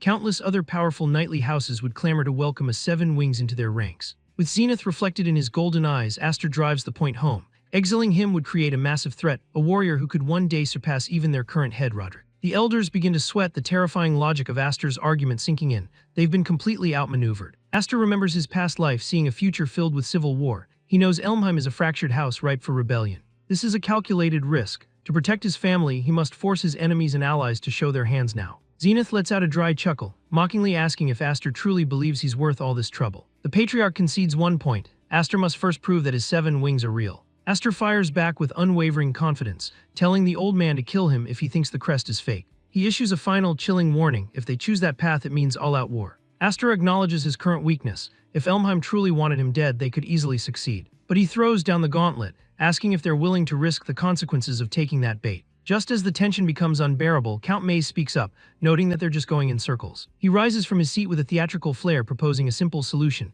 a trial for Aster right here and now. An elder angrily demands to know what Maze is plotting, but the Count is unfazed. With a charming smile, he puts the question to the room, asking if they aren't all dying to see the legendary power of the 7 wings for themselves. He argues that it wouldn't be too late to decide Aster's fate after they've witnessed what he can do. Spreading his arms wide, Maze declares that as the greatest warrior clan, they must have a fitting trial prepared. As Maze meets his gaze, Aster realizes with certainty that the strange, theatrical man is an ally. With a newfound ally in the room, Aster's confidence soars, the entire dynamic of the confrontation shifting in his favor. Zenith finally relents with a knowing smirk, agreeing to the trial and beckoning Aster to follow him. As he walks past, the old patriarch adds that it is a grandfather's duty to teach his cheeky grandson a good lesson. They descend into a dark, cavernous space below the manor. Aster wonders aloud if this is the trial ground. Zenith leads him to the edge of a massive pit, explaining that it's an old underground bunker connected to the waterway. What was once a shelter is now a prison for a dangerous magical beast. Aster's trial is simple: defeat it. As they approach the entrance, the Viscount worriedly tells Aster he should have kept his power a secret. But Aster just grins, retorting that a power this great was bound to be revealed eventually, and this was the perfect stage. His father hands him back his sword, gravely warning him not to let his guard down for a second. With a final promise to return, Aster leaps down into the darkness of the trial grounds. A subtle glance is exchanged between Aster and his new ally, Count Maze, a silent confirmation of their shared purpose. Aster lands in the shallow water of the dark arena, his senses on high alert. Though it's nearly pitch black, his enhanced senses can cut through the gloom. Suddenly, his eyes lock onto something in the darkness, and his expression turns to one of shock. It's the mangled body of Dariz, the cousin he'd humiliated. Zenith's cold voice echoes from above, explaining that he'd given the man a chance to redeem himself. As a massive blue beast feasts on the remains, Zenith recounts Dariz's pathetic end, warning Aster not to disappoint him in the same cowardly fashion. Unsheathing his sword, Aster prepares to face the monstrous creature. The beast, a gargantuan red-eyed ape, lets out a deafening roar that shakes the very stones of the arena. Undaunted, Aster stands his ground as Zenith formally declares the beginning of the trial. Aster faces the gargantuan beast, the sole rumor about the Elmheim mansion that turned out to be true. He spares a brief, pitiful thought for his cousin Dariz,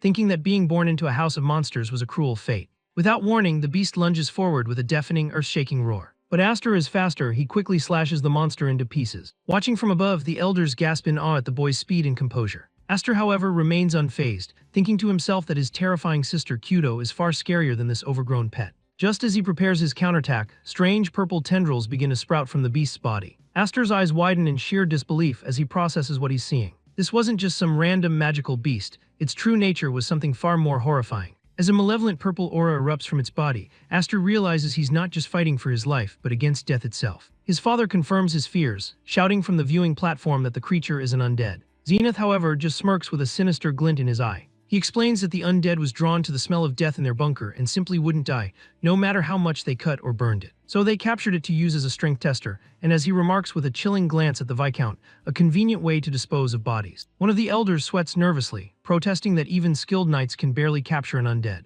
He demands to know if Zenith is truly planning to sacrifice the legendary 7 wings for nothing. Looking down from the platform, Zenith scoffs, stating that if Aster dies, it only proves he was a braggart. He coldly adds that a wing crest without power isn't even worthy of being called a decoration. Leaning in, he tells the nervous lord not to worry, whispering that Aster's death might actually be more convenient for them. Through the bars, Count Maze watches the unfolding drama with a neutral expression. He looks down into the arena, silently challenging Aster to back up his big talk and not die so easily. Down below, Aster unleashes a furious volley of slashes against the monstrous undead. His blade strikes true, but his opponent seems completely unfazed by the assault. Aster realizes with dawning frustration that no matter how many times he cuts it, there's no real impact. The creature's regeneration is simply insane. He grits his teeth. An undead is already dead to begin with, making it an incredibly difficult opponent. He knows there are only 2 ways to truly kill one: either burn it completely in sunlight, or purify its corrupted essence with a holy weapon. Failing that, the textbook tactic that most knights follow is simple: do not engage. But in this sealed-off pit, retreat is not an option.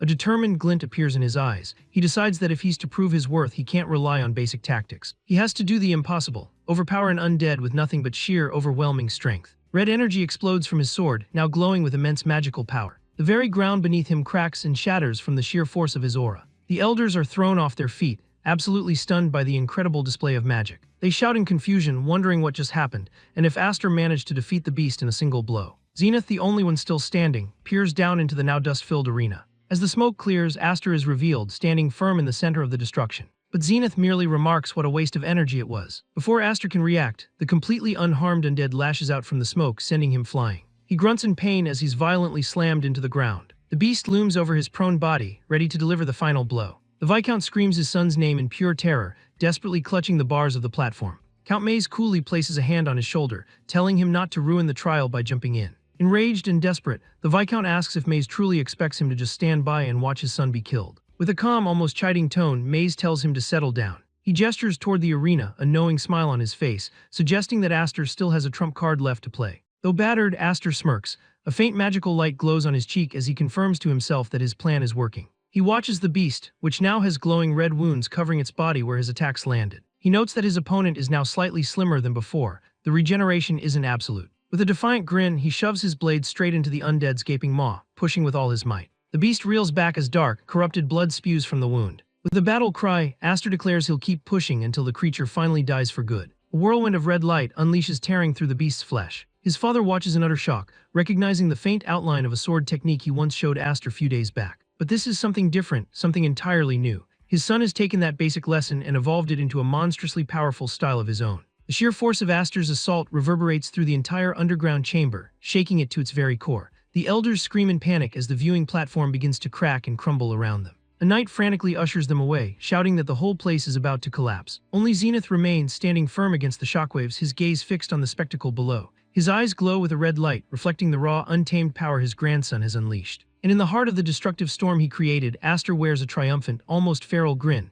This is the true power of the 7 wings. Zenith assessed the aftermath of his grandson's terrifying power. He mused that Aster had dragged the 9 indestructible undead into a vortex of pure magic and ground it to dust. It wasn't a refined technique, it was a feat accomplished through sheer brute force and an overwhelming volume of magic. Zenith acknowledged that this was a display only a true 7 wings could achieve, turning to a stunned Viscount. He asked if this was his doing, but Aster's father could only admit that he was just as shocked by his son's growth as everyone else. Count Maze, ever the opportunist, seized the moment to ask the still-reeling elders if Aster had passed their little test. Zenith, speaking for the group, declared that he doubted anyone present would object. Maze happily relayed the news to Aster, telling him he had passed and should come back up. But there was a small problem. Aster stood alone in the crater he had created, the dust settling around him. With a wry grin, he explained that the chain he used to climb down had been obliterated in his own attack, and sheepishly asked for a rope. Sometime later, Aster was summoned to a private meeting with Lord Zenith. Zenith gave him an ultimatum, a final chance to join the main house, but Aster stood his ground. He calmly stated that he had no interest in fighting for the succession. He reasoned that his presence would only make his cousins uncomfortable, and that his true place was back at his family's viscountage. Zenith chuckled, calling it false modesty. He told the boy he couldn't be fooled, claiming he could see the burning ambition in his eyes. The old patriarch cut straight to the heart of the matter, asking if Aster truly intended to one day turn his blade against Elmheim itself. Zenith speaks if Roderick's head is his target, Aster was taken aback by Zenith's perception, his mind racing. Zenith simply laughed, telling him not to be so tense. He assured him he wasn't there to pry into his plans, for now. Aster questioned this, asking why Zenith wouldn't see him as an enemy. Zenith revealed that the elders were not a monolith. He admitted that Roderick, the head of the knights, was too powerful for his liking. Aster's existence as a new, formidable power would serve as a convenient check against Roderick, creating a new balance. But he ended with a thinly veiled threat. Should Aster ever dare to bare his fangs at him, there would be dire consequences. As Aster left, he couldn't help but think of his grandfather as an old, cunning monster. His father and Count Maze were waiting outside. The Viscount was stunned to hear that Aster had been offered a place in the main house and turned it down. Maze remarked that it was a shame, pointing out the life of privilege he had just given up. Aster turned to the silver-haired Count, directly asking why he had proposed the trial, an act that had ultimately helped him. With a dismissive wink, Maze simply said he felt like teasing a cocky brat. However, his demeanor shifted as he placed a hand on Aster's shoulder. He told him that from now on, he was officially recognized as the Seven Wings Boy by everyone who mattered. Maze gestured to the other nobles, whose eyes were now fixed on Aster with a mixture of avarice and fear. Some saw a powerful tool to be acquired, while others saw a dangerous obstacle to be eliminated. Maze explained that the Seven-Wing Crest held tremendous value, and now Aster would be a target for all sorts of people. Aster eyed him warily, asking if Maze was one of the people who would be coming after him. Maze cheerfully admitted he was. As a board member of the Knight Academy, scouting promising talent was his job. He pointed out another lord, noting that he wasn't the only one with his eyes on the new prodigy. He ended the conversation by saying he eagerly awaited the day Aster would enroll in the academy. Watching him go, Aster found the Count to be an inscrutable man, and certainly not someone he could trust as an ally yet. His father gently pulled him along, eager to get home and tell his sisters all about his son's incredible achievement. Aster couldn't help but grin, though he dreaded his mother's reaction to his battered state. Elsewhere, a far more imposing figure was receiving a report. The captain of the knights knelt before Lord Roderick. The knight informed him of Deri's death during a trial set by Lord Zenith, and of Aster's involvement. Roderick's eyes narrowed as the knight recounted how Zenith seemed utterly unfazed by his own grandson's demise. He coldly inquired about the outcome of the other boy's trial. Roderick cut the knight's report short, stating with absolute certainty that the boy truly possessed the seven wings. The captain was floored, his lord already knew. Roderick mused that Aster's emergence threatened to shatter the long-standing balance of power within the House of Elmheim. Alarmed, the knight asked if they should take immediate action to neutralize the threat. But Roderick was unconcerned. He scoffed, claiming that if Elmheim's foundation was so fragile it could be shaken by a single boy, it would have fallen long ago. With chilling ambition, he declared that the seven wings would belong to him sooner or later. For now, he would simply let the boy roam free. As his subordinate left, Roderick's thoughts drifted to that infant he failed to catch back then. He vowed to see how far Ash, child of seven wings, could struggle, challenging him to provide some entertainment. 4 years pass in the blink of an eye. We find ourselves at the entrance exam for the prestigious Dorlathil Knight Academy, bustling with hopeful applicants. A tall, well-built young man steps up to the registration desk, immediately drawing the attention of the crowd. Whispers ripple through the line as people wonder if this is the rumored prodigy they've heard so much about. Some are skeptical, however, with one onlooker commenting that he'd heard the famous Seven Wings Boy was supposed to be more muscular. The registration process is strict. Applicants must sign a waiver acknowledging the risks of the exam. And most importantly, they must present their wing crest to prove they possess magic. The examiner calls out the applicant's name, Aster F. Elmheim. The name Elmheim makes the man do a double-take, his eyes widening in recognition. Aster, now a confident young man, turns around with a smirk. He claims his wing crest is in a rather inconvenient location, and playfully asks if they'll let him pass based on his good looks alone. The grounds are swarming with hopeful applicants for the entrance exam. Aster's presence immediately draws unwanted attention. A boisterous applicant singles him out, calling him a stuck-up-looking guy and deciding to put him in his place. The man, who identifies himself as Bigger Smythe, condescendingly assumes Aster is just some backwater noble who has wandered into the wrong place. He gestures to the Academy's crest, reminding Aster that this is the grueling selection exam for the elite royal knights. Aster's complete lack of a reaction only serves to infuriate Smythe, who can't believe the nerve of the newcomer. The bully launches into a tirade, explaining that everyone here has bled and sweat for years just for a shot at this exam. They are all chasing the singular dream of walking the shining road of an elite knight. Smythe then scoffs at Aster's smaller blade, mocking it as a kitty-sized sword unsuited for a real warrior. He tells the baby chick to scram before he gets hurt, trying to wave him away like a fly. Nearby, other applicants recognize the loudmouth, remarking that Smythe is at it again, bullying the newbies year after year. Their conversation quickly shifts to Aster, however, as they wonder if he's the infamous prodigy from the Elmheim house they've all heard about. The rumors of Aster the Seven Wings Boy had clearly reached far and wide. The words Seven Wings finally make Smythe pause, a flicker of confusion crossing his face. Before he can process it, a new smoothly polite voice cuts in, familiarly addressing Aster as cousin.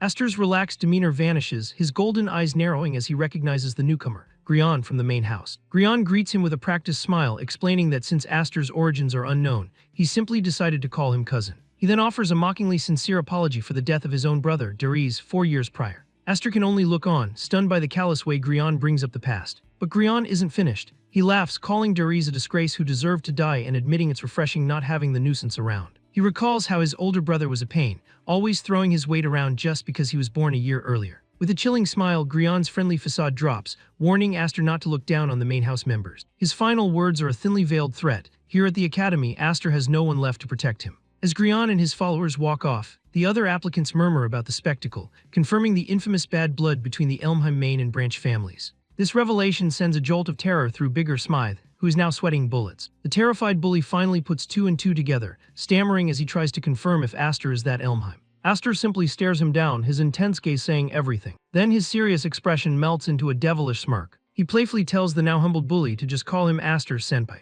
With the petty squabbles settled, the applicants are led into the massive first exam hall. High above on a balcony, an examiner begins his welcome speech, his voice echoing through the chamber. He passionately declares that the Royal Knights are not like some provincial guards.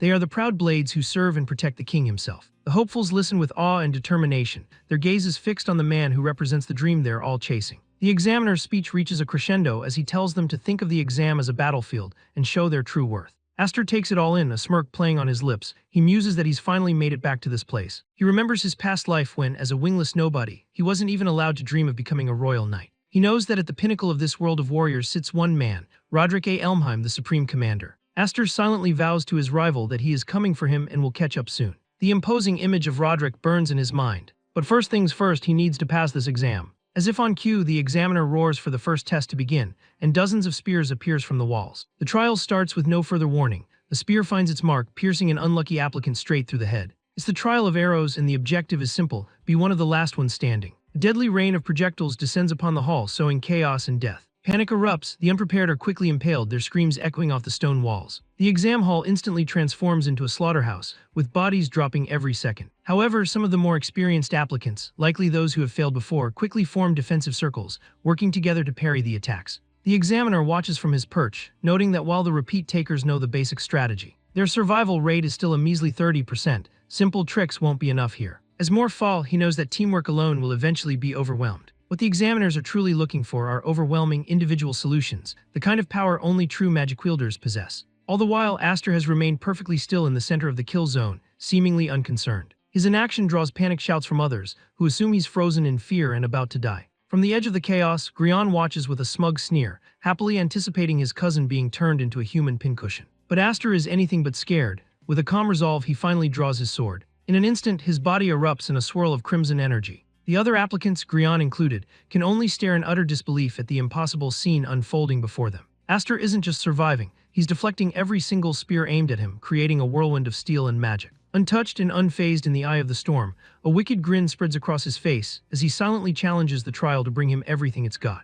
The storm of steel and magic deflects every single spear, creating a perfect safe zone in the eye of the hurricane. From the sidelines, Smythe's jaw drops in disbelief. He can't believe what he's seeing. Even the examiner is impressed, recognizing the technique. Aster is spinning his released magic to create a powerful air current. He notes the incredible level of magic control, likening it to being wrapped in a personal storm. And then, just as suddenly as it began, the onslaught of spears comes to a halt. The examiner looks down from his balcony, a little surprised that more survived than he expected. He announces to the exhausted survivors that those who remain standing have officially cleared the first exam. Among the weary faces, Grian and his lackeys stand tall, having survived the brutal trial. With no time for rest, the examiner orders the applicants to follow him to the next test site. Smythe pants for breath, cursing the demonic instructor for the brutal pace. Aster, looking completely unfazed, playfully asks his senpai if he's worn out already. Smythe is flabbergasted, demanding to know how Aster is so fresh after a test that left everyone else gasping. From his perch, the examiner observes Aster, marveling that the Seven Wings boy could unleash that much magic and not even look tired. He's eager to see how the prodigy handles a real fight. Grian and his followers march on, their expressions grim. The game is far from over. In a chilling flashback, we see Grian receiving orders from a shadowy figure. The command is absolute. Whatever happens, Grian must stop Aster from becoming a royal knight for the future of their clan. As the survivors are led into a forest, a new instructor lays out the next step. To ensure fairness, everyone must exchange their personal weapons for identical standard-issue swords. Smythe grumbles about the inconvenience of trading his massive blade for a basic one. He shrugs it off, saying for middle-class knights like him, the swords aren't that different anyway. But then it dawns on him. The real reason for the switch is likely because the examiners are wary of Aster's unusual, powerful blade. Aster takes his new sword without complaint, his expression unreadable. Grian saunters over, his voice dripping with condescension as he congratulates Aster on taming a follower so quickly. Smythe frantically denies being anyone's follower, but Grion isn't listening. The main house heir puts Smythe in his place, sneering that a third-rate country noble like him should be careful who he sides with. The warning is clear: wagging your tail for the wrong person will get you bitten. Smythe, pale with terror, immediately begins to grovel, desperately trying to distance himself from Aster. He pleads with Lord Grion, insisting he wants nothing to do with the Branch family outcast. Aster watches the pathetic display, a bead of sweat on his face. He's getting bad vibes. The examiner cuts through the tension, yelling for everyone's attention to explain the second test. The exam is called the Battle for Territory, a team-based fight for control of the forest. The applicants will be split into 3 teams, each fighting over several bases hidden within the woods. Scattered throughout the forest are flagpoles. To capture a base, a team simply has to raise their flag. The winning condition is simple: the team holding at least 2 bases by the time the evening bell rings passes. While damaging or stealing the flags themselves is forbidden, there are no other restrictions. The examiner grins, telling them to think of their new swords as permission slips to cut down anyone who gets in their way. He holds up the 3 team flags, red, yellow, and blue, and begins to announce the members. As expected, Grion is made the leader of the red team. A calm, blonde-haired noble leads the yellow, and Aster finds himself on the blue team, stuck with the Smythe. A signal flare shoots into the sky, and the second exam officially begins. Aster quickly explains the strategy to his new teammates. With 3 teams and a capture 2 bases win condition, only one team can emerge victorious. Smythe confirms the brutal math, but another teammate speaks up, his voice trembling. He says he's not cool with the idea of having to fight the Elmheims. Aster looks at him, confused by his fear. It's just an exam after all. Smythe shakes his head, explaining the harsh reality. It's not about the exam, it's about the fear of what comes after. He lays it out: they are up against a true noble from the main Elmheim house,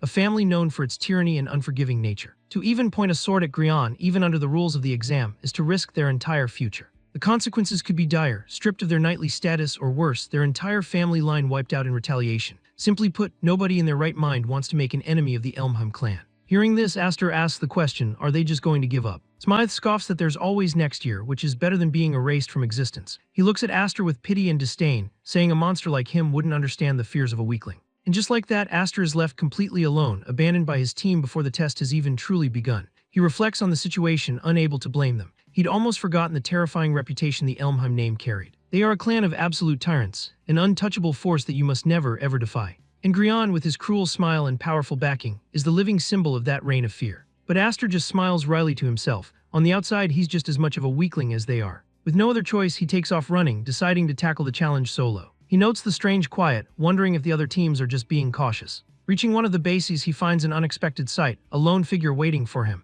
It's the leader of the yellow team. The blonde noble remarks that Aster's arrival was predicted by him, suggesting a plan is already in motion. Aster is confused. Who is he? And more importantly, why has the yellow team's leader lowered his own flag? The blonde man smiles mysteriously, saying he was free and wanted to add some spice to the game. He then casually tosses his yellow flag. Aster can only watch, stunned, as the flag sails through the air. What the hell is going on? The blonde man then hoists the red flag and simply offers a smug grin, his motive still a complete mystery. As it turns out, the rest of the yellow team is now running towards Aster's blue base, leaderless but united in purpose. The scene cuts to Grion and his entire red team, now seemingly allied with the yellow team's forces. Grion declares that he's about to show Aster what it truly means to fight like an Elmheim. The second trial, the Battle for Territory, kicks off with a deafening clash of steel. Aster is immediately intercepted by the mysterious leader of the yellow team, a blonde noble with skills to match our hero. Aster presses him, demanding to know why a member of the yellow team is raising the red team's flag. The blonde swordsman, Christopher Nolan, remains cool and composed in the face of Aster's confusion.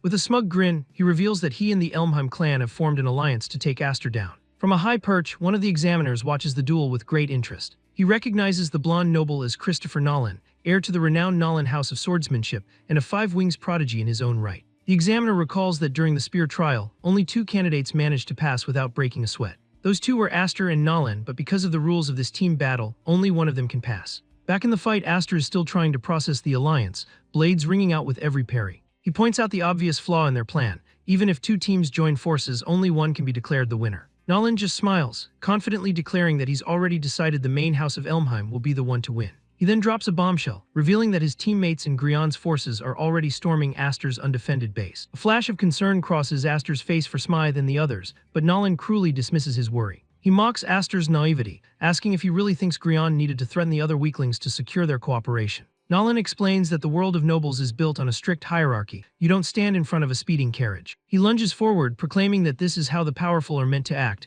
by crushing those beneath them. As their swords collide with immense force, a sickening crack appears on Aster's blade. He instantly understands. The examiner didn't just give him a standard-issue sword, he gave him a faulty one, likely on Grion's orders. Nolan continues his assault, sneering that despite the sabotage, it's still a one-on-one fight. He admits he's never been a fan of the Elmheim family anyway, and he especially despises show-offs like Aster, punctuating his sentence by shattering the tip of Aster's sword. But Aster is faster. With a quick flick of his wrist, he catches the broken shard midair. Before Nolan can react, Aster hurls the piece of steel back like a dagger. Nolan expertly deflects the projectile, but the unexpected counterattack creates the opening Aster was waiting for. Seizing the opportunity, Aster turns and sprints away from the duel. He yells over his shoulder that he's got bigger fish to fry, and Nolan will have to wait his turn. Nolan simply scoffs, calling Aster a coward who isn't even worthy of the title of knight. Just as he's about to give chase, his eyes land on the broken sword fragment on the ground. He picks it up, his expression shifting as he examines the cheap metal. He recognizes the shoddy craftsmanship, realizing it's a pathetic trick orchestrated by the Elmheim clan.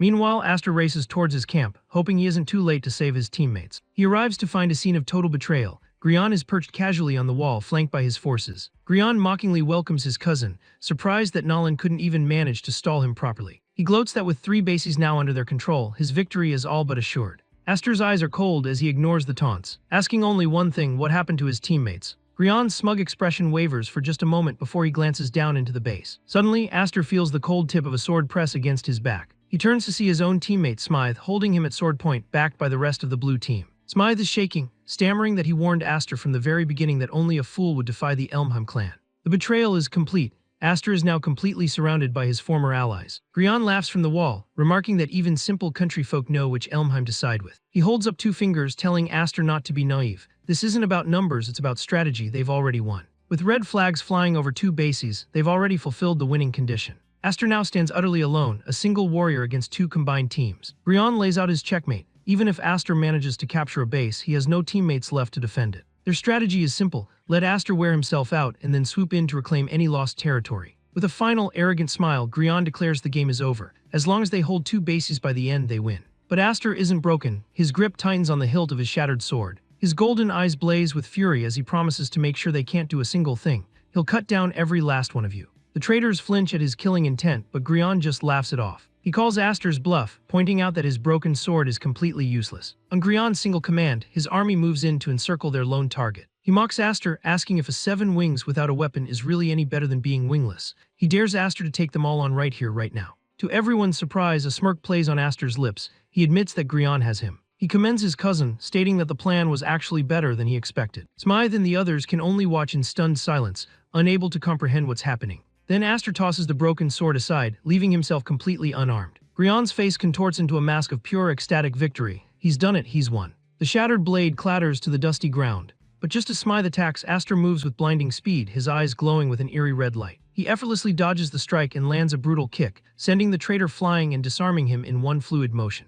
Before anyone can even process what just happened, he snatches the falling sword out of midair, finally armed with a proper weapon. With his newfound blade, he becomes an unstoppable force, cutting down Grion's soldiers one by one. From his vantage point on the wall, Grion can only watch in horror as his army is dismantled with terrifying efficiency. Aster, now holding a sturdy sword, points it at his cousin, a look of cold fury on his face. He tells Grion that showing up in front of him was his biggest mistake, and because of it, he's going to lose everything right here and now. Grion's face twists in disbelief and rage, sputtering that Aster is a monster. A torrent of red energy surrounds Aster as he prepares to close the distance. In a feat of impossible strength, he leaps into the air, soaring towards the top of the massive wall. Grion looks on in utter shock, unable to believe that Aster just flew all the way over to him. Aster's eyes glow menacingly as he tells his cousin that his draw is far too slow. With a single, precise strike, he smacks the sword from Grion's hand, leaving him completely defenseless. As they grapple, Aster is hit with a flashback to his infancy, remembering the first time he ever flew. He recalls that because he started out wingless, he felt the omnipotence of controlling magic even more clearly. Aster tells Grion that having a wing crest is a nice perk, but it makes people like him forget just how high the walls they stand on truly are. He grabs Grion by the collar. Grion struggles, pleading for him to stop, but it's no use.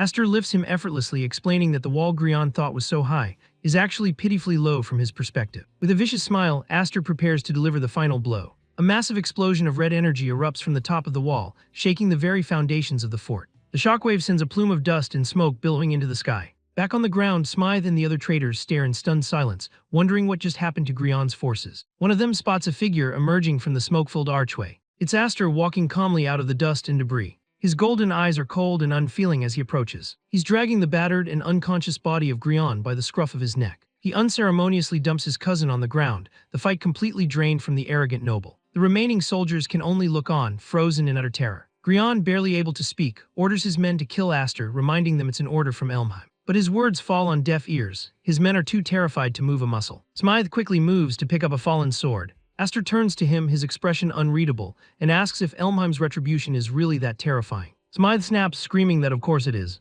He explains that his family, the Smythes, are a third-rate noble line that could be snuffed out like a candle. They're forced to grovel to survive. He spits that someone like Aster, who has everything, could never understand their fear. Aster listens patiently to Smythe's desperate explanation, his gaze unwavering. Then a small, knowing smile plays on his lips. Smythe is utterly bewildered, asking why he's laughing. Aster recalls his sister once telling him the same thing, that he couldn't understand those who have nothing. He looks at Grion's defeated form and admits that while it's true he's in a blessed position, that very position gives him the power to do things others can't. He places his sword at Grion's throat. He declares that his enemy is the current, arrogant Elmheim family. He roars that if they can't change things, then he'll do it himself. He vows to smash their smug world to pieces. Grion's men and Aster's former teammates can only stare, utterly flabbergasted by his declaration. Grion himself looks up from the dirt, his eyes wide with a mixture of fear and fury. Smythe realizes the weight of Aster's words. This is more than just defiance, it's a declaration of war against his own clan.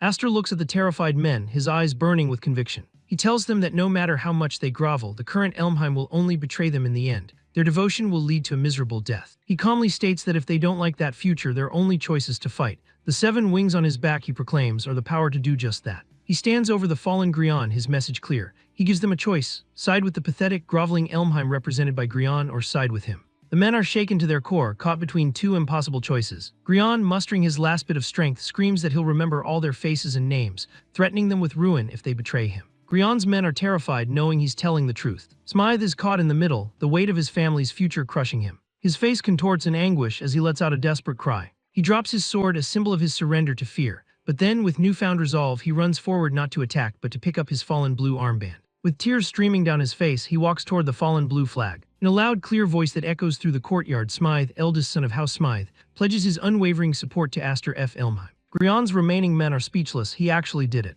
They realize instantly that Grion's perfect plan is now completely in shambles. Grion's eyes burn with pure, unadulterated hatred as he stares up at the man who just betrayed him. He spits out one final insult, calling Smythe a country bumpkin monkey. Smythe calls out to the others. With fiery conviction, he declares this is their chance to finally stick it to the arrogant Elmheims and put their faith in the wingless outcast. The others, who had betrayed Aster out of fear, now watch with a mix of shock and dawning hope. Aster acknowledges his first new ally with a calm, appraising gaze. Inspired by Smythe's defiance, other soldiers begin to rally. Meanwhile, Grion kneels in the dirt, completely defeated and seething with impotent rage. One of his remaining loyal men rushes to his side, asking if he's all right. But Grion, in a fit of fury, violently smacks his subordinate's hand away, screaming at the useless trash not to touch him. His eyes burn with hatred as he processes the humiliation of being defied by a nobody from a branch house. He thinks that if he lets Aster get away with this, he'll never be able to face the main house. He flashes back to the fate of his brother, Gris, and resolves that he is not the same. He grips his hand, steeling his resolve, vowing that he can't let it end for him in a place like this. Just then, a voice calls out to Elmheim, and a figure approaches the defeated Grion.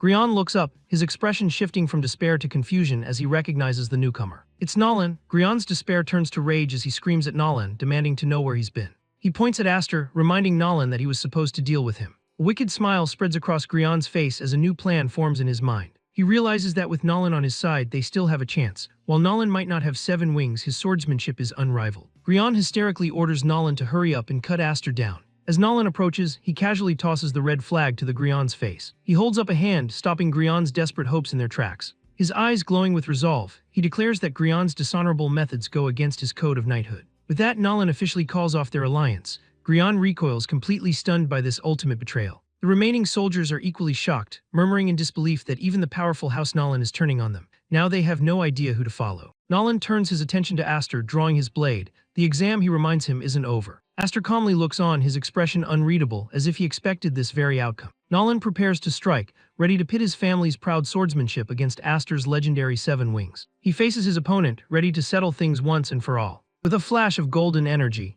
Nolan charges forward, his sword alight with devastating power. But Aster, a smirk on his face, meets the attack head-on, his own blade glowing with a crimson aura. He effortlessly parries the blow, a flurry of red energy deflecting the powerful strike. Nolan's eyes widen in shock. This man is nothing like the Aster he fought before. The force of the impact engraves the Nolan's sword into the ground, cracking the very dirt beneath their feet. Straining against Aster's blade, Nolan grits his teeth in disbelief at his opponent's newfound strength. He pushes off back, making some distance, reminding Aster that only one team can pass this exam. Since they both want to be royal knights, he shouts that there's no choice but to decide the winner here and now. Aster simply closes his eyes, calmly admitting that this is indeed a problem for him. He opens his eyes and looks straight at his rival, telling Nolan that he wants him to become a royal knight too. Nolan is taken aback, utterly confused by Aster's statement. Aster casually explains that it would be pretty lame to rally everyone to his cause, only to then force Nolan to give up his dream just because they're on opposite teams. A confident smirk spreads across Aster's face as he reveals his true intentions. He has a plan to get everyone here to pass the exam.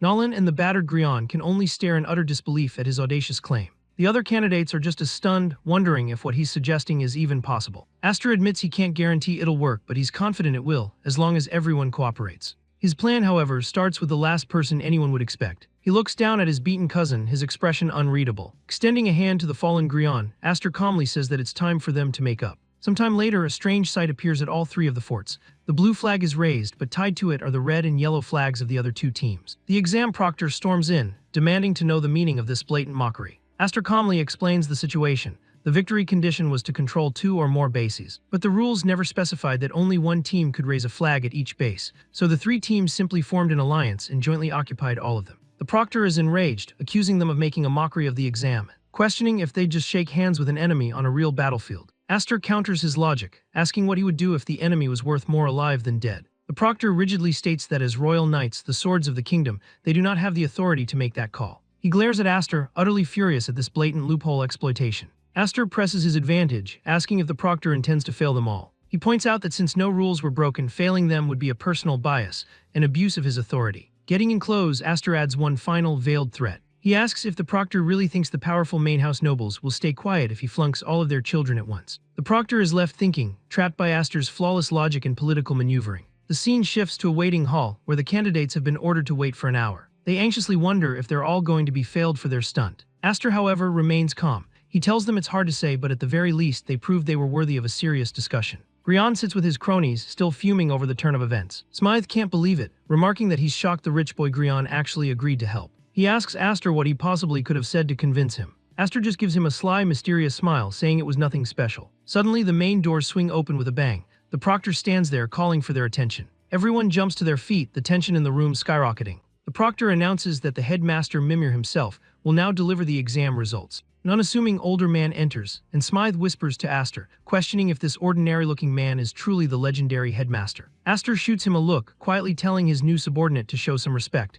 The man's appearance belies his authority. The headmaster's gaze sweeps across the room before landing squarely on Aster, singling him out from the crowd. Mimir addresses Aster directly, stating that his unprecedented actions have forced the Academy's board into a very difficult position. Admitting this many candidates at once is simply unheard of. He reveals that there was serious discussion about holding a retest to weed out the applicants. However, with the support of the other board members, a different decision was reached. They have decided to accept Aster's unorthodox proposal. Aster's calm facade finally cracks with a hint of surprise as he asks the headmaster to clarify what he means. Mimir pauses, letting the tension build as every candidate holds their breath, waiting for the final verdict. Then a warm, benevolent smile spreads across his face as he delivers the shocking news. Every single one of them has passed. The room erupts, Grion and Nolan stare in disbelief, while the other candidates can hardly contain their shock and joy. Smythe leaps to his feet, cheering wildly at their success. Aster, meanwhile, simply offers a knowing, satisfied smirk. His gamble paid off. The headmaster formally congratulates the new class on their admission, his voice echoing through the now celebratory hall. He officially welcomes them all to the prestigious Dorlathil Royal Knight Academy, their new home and training ground. Later, the newly minted cadets are seen celebrating their success, relaxing in the Academy's opulent bathhouse. Smythe is practically giddy, laughing about how amazing the food is and how massive the baths are. He raises a toast, loudly proclaiming that they owe all of this luxury to their new leader, Lord Aster. Aster, for his part, simply soaks in the warm water, quietly enjoying a rare moment of peace amidst the chaos. The other cadets, inspired by Smythe, start cheering and celebrating, pledging their undying loyalty to Aster for getting them in. Nolan, however, sits apart from the group, looking thoroughly unimpressed by the spectacle. He scoffs at the rowdy men, calling them a bunch of fairweather types, reminding them that just a short while ago they were all groveling at Grion's feet. Smythe fires back, retorting that Nolan has no room to talk since he's the one who lost to Aster. Nolan defensively claims it was a draw, not a loss. Aster smoothly interjects, a confident smirk playing on his lips as he diffuses the tension. He tells them it doesn't matter who won or lost. What's truly important is that they all defied a member of the powerful Elmheim family and still managed to become cadets. He looks around at his new allies, explaining that small victories like this will someday build into a massive wave, one that will finally topple the Elmheim's tyrannical rule. With a sharp, predatory grin, Aster declares that this is where their rebellion truly begins. His thoughts then drift to his family. While his two older sisters have already graduated from the academy, his other sister, Ulfin, is still enrolled a year ahead of him. He muses that her inside knowledge of the academy's politics and structure will make her a valuable ally in the days to come. With training set to begin the very next day, Aster knows he needs to quickly acclimate to his new life and prepare for the battles ahead. As Aster stands to leave the bath, he's suddenly met with a bizarre sight. His newfound followers begin to swarm around him, their faces lit with a strange fervor. A bewildered Aster demands to know what they think they're doing. One of them shouts that seeing a real-life 7 wings is a sign of good luck. Before he can react, the entire group kneels and begins praying to him, hoping some of his power will rub off on them. Aster can only yell in frustration that it doesn't work that way. Watching the chaotic scene from a distance, Nolan lets out a long, weary sigh. He mutters to himself that dealing with this new Aster-obsessed group is going to be a real handful. The scene shifts to the other part of Academy, cloaked in the darkness of night. Inside a lavish, moonlit room, Grian lies prostrate on the cold floor before the imposing figure of a woman. This is his mother, Helen Elmheim, and she icily informs him of her profound disappointment. She berates him for his utter failure, not only for losing to the 7 Wings boy, but for allowing himself to be swayed and come crawling back as a part of Aster's group. He desperately apologizes and swears that he will make up for his failure next time. His frantic pleas are met with cold fury. With a vicious crack, he is kicked across the face by another woman. She snarls that for worthless trash like him, there is no next time. She sneers that useless scum like him would be better off chopped up and fed to a magic beast. This is Lillian A. Elmheim, Grian's sister, and her eyes burn with contempt as she looms over him. She viciously grinds her boot into his back, comparing his failure to that of Doris. Grian whimpers in pain and terror, begging his sis to stop for anything but that. But Lillian is relentless, kicking her brother again and again with furious, precise strikes. As the blows rain down on him, Grian's face twists in agony and despair. His thoughts turn dark, consumed by a single, burning realization. This is all his fault. All of this is because of him. We flash back to the moment Aster offered his hand to the defeated Grian. Grian, confused and broken, had demanded to know what he was talking about. With chilling calm, Aster laid out the grim reality. If the main house heard that Grian got played by a branch house reject and failed the exam, they would have his head. The stark truth of Aster's words sent a shockwave of terror through Grian. Aster then brought up the fate of Doris, reminding Grian of his miserable, inhuman death. Leaning in close, Aster's eyes glowed with menacing intent, his voice a low whisper. He asked Grian if he truly wanted to end up like that. All he had to do was look the other way and let Aster handle things. Faced with an impossible choice, a terrified Grian had no option but to submit to Aster's will. Back in the present, a man's voice orders Lillian to let their brother go. Grian lies on the floor, weeping, as he recognizes the voice of his older brother. The newcomer, Julius A. Elmheim, laughs cruelly at the pathetic sight of his crying sibling. He mockingly says that family has to get along, all while running his hand through the hair of a red-headed woman in a mask. This is Ulfin Elmheim, Aster's sister. Their mother, Helen, watches the scene unfold, her expression like stone. She places a hand on the Elmheim family crest. She declares that their family's long-held reign is beginning to wobble, all because of the reemergence of the 7 Wings. She turns her cold, calculating gaze upon Julius and Lillian. Her orders are simple: remind everyone of the true power of Elmheim's. A wicked, sadistic smile spreads across Lillian's face. She vows to show them that what truly rules the world isn't some fancy title or noble decoration. Julius shares her cruel smile, his own eyes glowing with red light. They will teach the world a lesson in real, brutal violence. A massive group of new cadets faces their first official training exercise. An instructor announces that they have been chosen as candidates for the Honorable Royal Knights. He explains that the Royal Knights are the absolute elite, excelling in combat, strategy, and every other field. The candidates gather before a series of imposing magic iron pillars, ready for their first test. One cadet unleashes a powerful magic-infused strike, but the pillar remains unscathed. He stares in disbelief, having failed to even leave a mark. The academy, the instructor explains, is divided into 6 tiers or grades to tailor the curriculum to each student's level. Grian tries his luck, infusing his sword with purple magic, but his blade shatters on impact, proving his efforts futile. Nolan unleashes a burst of golden magic from his hand. Even this powerful magical assault barely scratches the pillar's surface. The instructor clarifies that true strength comes from mastering both sword and magic. He has no time for mediocre failures who can't prove their strength and earn their freedom. The other candidates look on in shock as Aster effortlessly shatters the pillar with a single, clean strike. With his sword still smoking, Aster stands calmly amidst the debris, a stark contrast to the failures before him. The massive chunk of magic iron he broke off lies on the ground, a testament to his overwhelming power. The instructor congratulates Aster and tells the other student to aim for his level. Watching from a tower, the headmaster and another faculty member observe the proceedings. The headmaster acknowledges Aster's special talent, noting that he shattered a pillar made of the same material as magic golems. He remarks that Aster is undeniably special. The other man warns, however, that the true potential of the 7 Wings is far greater than this. He ominously adds that if Aster becomes complacent, he will be devoured by the dragon lurking within the academy. Later, the new cadets receive their assigned grades. Smythe looks glumly at his card, lamenting that they just passed one exam only to be tested again. He notes that the academy is completely merit-based. Looking around, he sees that almost everyone in their year started at the bottom, in grade 6. The only exceptions are Aster and Nolan, who stand apart from the rest. Smythe's card shows grade 6, while Aster holds a card for grade 4, already 2 tiers above the rest. Aster tells Smythe he needs him to catch up, as only those in grade 2 or higher can become royal knights. Smythe lets out a nervous laugh, commenting on how high their new boss sets the bar. The term boss catches Aster by surprise. Smythe reminds him of his declaration to tear down the Elmheim family. He explains that Aster's bold words gave many of them hope. They see him as the one who can actually change things, and they're ready to put him on the throne. With a fist pump, Smythe declares they will knock down Elmheim together. Aster, slightly overwhelmed but resolute, tells them that to achieve that, they all need to get stronger. A determined glint appears in his eye as he reaffirms his goal, to crush Elmheim. He knows that for that to happen, he must become even stronger himself. But first, his stomach rumbles. The rebellion can wait, he needs food. With Smythe slung over his shoulder, Aster heads for the cafeteria, ready for a meal before afternoon training. As they approach, however, they find the entrance crowded and strangely silent. Fellow cadets spot Aster, their faces pale with panic, trying to warn him. They frantically tell him that Elmheim is here. A voice cuts through the tension as a figure casually bites into a piece of bread. It's Julius Elmheim. He smirks at Aster, saying he got tired of waiting and helped himself. Behind him, Lillian and a masked Grion sit at a table looking on with disdain. Smythe realizes with a jolt that the man is Grion's older brother.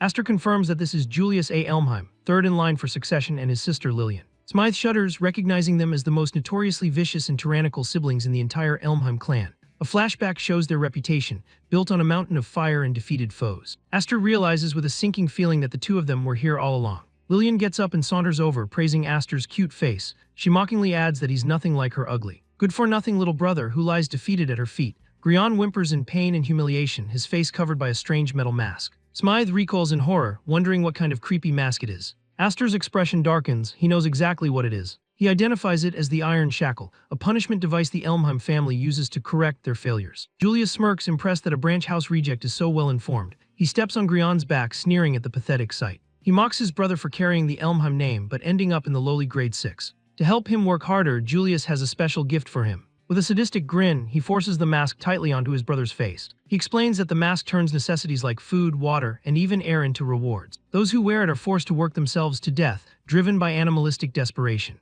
The new cadets look on in horror, realizing the brutal reality of the device. Because if you can't get it off, you die. All of Julius's followers are wearing them, their eyes sharp and hungry. Julius orders the newcomers to show some respect to the masked upperclassmen. Julius then calls out to someone else, telling them to stop hiding and show their face. A figure with long red hair walks forward, her own face hidden by an iron shackle. Aster's group stares in confusion and shock. Aster's eyes widen in utter disbelief and dawning horror. Julius taunts him, asking if his big sister has changed a bit. The red-headed girl is none other than Aster's sister Ulfin. Aster lets out a roar of fury, screaming her name. Ulfin flinches under her mask, a single tear escaping her eye. Bloodlust fills Aster's expression as he grits his teeth. He grips his sword, his knuckles turning white with rage. He screams at Julius, demanding to know what he's done to his sister. He calmly tells Aster to relax. He then throws a pile of identical masks at Aster's feet, one for each of them. Aster and his followers brace themselves, ready for the inevitable fight. With a wide, terrifying grin, Julius welcomes them to a fun little welcoming party. Julius kicks off his welcoming party with a bang,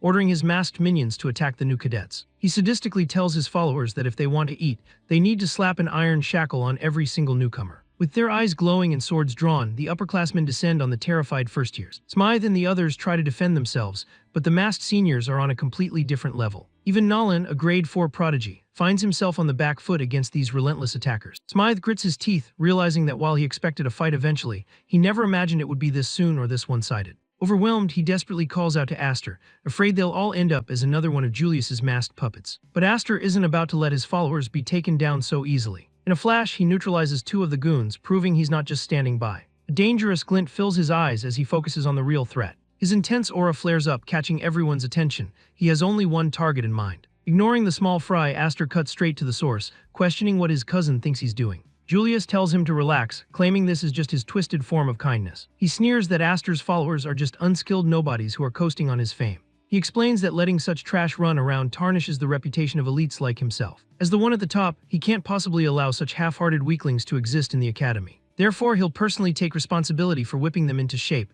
the brutal Elmheim way. But Aster cuts him off, coldly stating that he never agreed to any of this. With his sword pulsing with power, he gives a single chilling command: take the mask off his sister. He stares Julius down, making it clear he's not asking. But as he lunges, his attack is suddenly blocked. To his horror, the one standing in his way is his own sister, Ulfin. Through the mask, she emotionlessly tells him not to blame her for his grudges. She forces him back, her strength surprising him. Julius laughs, twisting the knife by claiming Ulfin is there of her own free will. He goads Aster, telling him to ask her himself if he doesn't believe it. Lillian can't contain her amusement at the twisted family drama. Aster is devastated, thinking about how worried their mother has been, only to find his sister enslaved by their cousin. Filled with a mix of rage and desperation, he charges at her again. He screams that he doesn't care what they did to her, promising he will save her from their clutches. But Ulfin responds not with words but with a swift and powerful counterattack. He stumbles back, utterly bewildered by her apparent betrayal. Seeing Aster frozen, Nolan decides to take matters into his own hands. Ignoring the small fry, he leaps through the air, aiming a decisive blow directly at Julius. Julius merely glances up, mocking Nolan for being even more tasteless than Grian.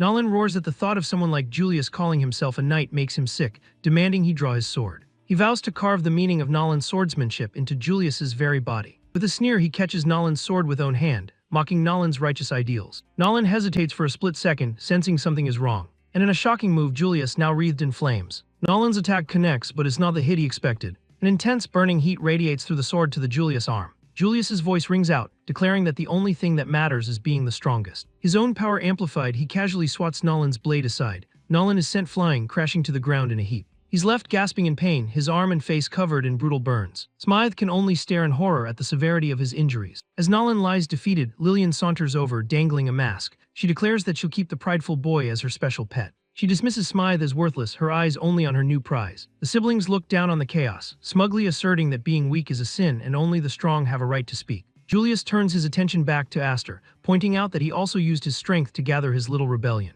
All around them, Aster's followers are being overpowered and forced into the cruel punishment masks. Julius lectures that in the end, the weak are always absorbed by the strong. He then poses a question to Aster: which side does he truly belong on? But Aster has had enough of the talk. His eyes blaze with fury as he roars his cousin's name. Unleashing a torrent of red and black magic, Aster explodes forward, his rage finally boiling over. But even this furious assault is caught with ease by the flame-wreathed Julius. Aster strains against his cousin's grip, but the power gap is immense. He pushes harder, pouring every ounce of his energy into the attack. Julius grabs Julius by the throat and slamming him backward. Flames courses through Aster's body, he writhes in pain. Smythe can only watch in shock. Julius mockingly asks if this is the full power of the Seven Wings. He expresses his disappointment, having expected Aster to be more of a challenge. Aster's eyes blaze within the inferno. He tells Julius not to get ahead of himself just because he blocked one attack. Suddenly, the crimson magic flowing from Aster's sword begins to move in a strange new way. It swirls around them, creating a vortex of pure, unadulterated magical energy. Julius realizes what's happening. Aster isn't just attacking, he's manipulating the flow of magic itself. To his astonishment, Aster is calling Julius's own flame magic into his attack, amplifying its power. With a mighty roar, Aster unleashes the combined energy in a single, cataclysmic strike. He lands back on his feet, the attack having clearly taken a toll on him. The dust settles to reveal Julius on the floor amidst the wreckage. Aster casually remarks that he tuned out all of his cousin's monologuing. He then throws Julius's own words back in his face, asking him to repeat his trash should shut up line. Smythe struggles to help the severely injured Nolan. Aster's incredible attack has left the cafeteria in ruins, with Julius seemingly defeated on the floor. But Aster's victory senses tell him something is off. This was far too easy. From the dust and rubble, Julius begins to stir, much to everyone's shock. He rises with a sickening grin, dusting himself off as if he'd just taken a light tumble, completely unharmed. Smythe's jaw drops in disbelief. That cataclysmic attack should have annihilated him. Lillian can't help but cackle at the display, thoroughly enjoying the chaos. She even has the gall to mock her own brother, sarcastically calling his performance pathetic after all his big talk. Picking up his sword, Julius ignores his sister, his focus solely on the one who dared to humiliate him. His charming facade shatters, replaced by pure, unrestrained fury. He roars at Aster for daring to call him trash. Unfazed, Aster stands his ground. Julius explodes in a torrent of fire, lunging at his cousin with murderous intent. Aster meets his charge head-on, his crimson magic coalescing around his blade, ready for the final clash. The two rival powers, Flame and Shadow, hurtle toward each other, promising an explosion that will level the entire hall. Julius swings down with a devastating arc of fire, intending to incinerate Aster on the spot. Aster raises his sword to parry, bracing for the bone-shattering impact. But before their blades can meet, a third person intercepts them from above, stopping the battle cold. The newcomer is none other than the elegant and powerful Count Maze, a high-ranking member of the Academy Board. With a flick of his wrist, he commands his own entourage to secure the area, bringing the brawl to an official halt. Julius seethes with rage, telling the Count to back off and mind his own business. But Maze simply smiles, casually dismissing Julius's tantrum with a wave of his hand. He lectures the fuming Grade 1 valedictorian, reminding him that picking on those beneath him isn't a very dignified look. With effortless grace, Maze places a hand on Julius's blade, his touch extinguishing the raging flames. The sheer difference in their control and power is made silently, humiliatingly clear. Julius clicks his tongue in frustration, knowing he can't win against the Count. Reluctantly, he sheathes his sword, his fiery aura dissipating into the air. Calling off his goons, he announces that the welcome feast is over and begins to retreat with his followers. Aster tries to pursue, screaming that he's not finished yet, but he's suddenly held back. Count Maze restrains him, calmly telling Aster to let this one go for his sake. With a friendly but firm grip on his shoulder, the Count prevents Aster from escalating the situation further. Through the crowd of departing seniors, Aster's eyes lock onto a familiar figure, his sister Ulfin. He calls out to her, but she doesn't even turn as she's led away. Her masked face remains turned away, a chilling display of her complete enslavement. Aster can only watch, helpless and heartbroken, as his sister disappears from sight. On the floor lies the discarded iron shackle meant for them, a grim trophy of their costly, inconclusive battle. Standing amidst the aftermath, Aster's expression hardens with renewed resolve. This is far from over. Later, in a quiet room, Aster's group regroups to assess the damage from Julius's rampage. Nolan lies unconscious and heavily bandaged in the infirmary, a stark victim of the Academy's brutal politics. They recall how Lillian gleefully led away their captured friends, now doomed to become mindless puppets. Smythe, feeling the weight of their defeat, looks to Aster for their next move, asking what they should do now. Aster's gaze falls on Count Maze. He demands an explanation. One of his followers scolds him for his disrespect, but Maze just waves her off with a knowing smile. The Count's carefree demeanor only serves to infuriate Aster further. Aster glares at him, his eyes filled with suspicion. He knows this man is more than he seems. A bitter memory surfaces. 4 years ago, when Aster was summoned to the main house, branded and alone, Maze was the only one who sided with him. Even now, Aster can't figure him out. Maze saved him back then. But he's never been able to tell if he's a true friend or a cunning foe. Smythe can't hold back, demanding to know why Maze, as a board member, would let such blatant abuse of power slide. Maze just chuckles, revealing that he's not just on the board, he's also an Elmheim executive. He explains that unless there's a serious problem, he doesn't interfere with how the head of the house runs things. Furious, Aster holds up the shackle, asking if turning people into mindless tools doesn't qualify as a serious problem. But Maze's logic is twisted. He claims the Academy is merit-based, and if Julius's methods help cadets grow stronger, he won't oppose them. This is the hellish growth. He's referring to a legion of brainwashed soldiers serving a tyrant. The cold truth dawns on Aster. The headmaster himself has approved this. They have no one in a position of power to turn to for help. Maze then warns Aster not to try and rescue his friends. His eyes glint, reminding Aster that the main house is watching his every move. The threat is clear. The entire Elmheim family, a monolithic and terrifying power, could have him expelled at any time. Aster looks down, the weight of the situation pressing on him. He's completely cornered. But abandoning his friends isn't an option. He looks at the shackle, his resolve unwavering. He explains that this isn't about some noble sense of justice. He knows firsthand what these shackles do. They strip away freedom, steal one's voice, and rot the will to defy, turning people into convenient, obedient tools. Maze seems intrigued by Aster's intimate knowledge of the device, asking if he's seen it happen himself. Aster smirks grimly, stating he's seen what becomes of people once it's too late, and he refuses to let that happen to his friends. Smythe and Maze are taken aback by his quiet intensity, realizing he's not giving up. A flicker of understanding crosses Maze's face. He's starting to see what Aster is planning. He watches Aster carefully, a hint of admiration in his eyes. Aster declares that he has no intention of being expelled. If he can't win with brute force, he'll find another way. Oh, Maze leans in, a genuine smile gracing his lips. So you do have a plan. Aster picks up the iron shackle, his expression turning into a cunning grin. He tells Maze that he of all people should already know exactly how he fights. 3 days pass. At the academy, students are pushed through grueling training exercises. Smythe, breathing heavily, checks on his still recovering friend Nolan. Despite his injuries, Nolan insists he can't rest, brushing off Smythe's concern as a mere scratch. Smythe sighs at his friend's stubbornness, but his worry quickly shifts to the one they should truly be concerned about. Far ahead of everyone else, one figure runs with seemingly endless stamina. It's Aster, his expression unreadable behind his mask, but his golden eyes burn with intensity. Earlier, Aster confronted Julius head-on in his headquarters, flanked by his masked enforcers. Julius scoffs, telling Aster he has some nerve showing his face again and questioning why he would dare barge in to make a deal. Surrounded by his followers, including Aster's captive sister Ulfin, Julius leans back with a drink, asking who the hell Aster thinks he is. His eyes glow with contempt, furious that Aster would approach him after their last encounter. But Aster is calm and resolute. He states his purpose clearly. He's here to reclaim his sister and his friends. And he proposes a shocking exchange. He throws the iron shackle to the ground, offering to put it on himself in return for their freedom. The proposition stuns everyone, especially his sister Ulfin, whose eyes widen in disbelief. Aster explains his logic. Word has already spread that he's under suspicion for treason, so putting a collar on the rebel is a good deal for Julius. Lillian can't help but find the situation hilarious, questioning if Aster is insane or just a masochist for volunteering to be a pet. Julius, however, sees the merit in the deal. He admits that Aster has always been a thorn in Elmheim's side. He muses that capturing him like this would surely please his mother and the rest of the family's board. But Julius is no fool. He knows Aster isn't the type to simply play nice and obey, so he demands to know the catch. Aster's reply is chillingly simple: there is no angle. Julius's suspicion doesn't fade, but Aster's confidence is unnerving. Aster reminds him that the shackle completely seals his magic, and only Julius possesses the key to unlock it. He can be killed at any time. With a taunting grin, Aster challenges his cousin, asking if he's not confident enough to break him. The taunt hits its mark. Julius's rage ignites, his magic flaring to life. The bottle in hand starts melting. A sadistic smile spreads across his face as he agrees to Aster's terms. But a simple exchange would be too merciful for the bastard who humiliated him.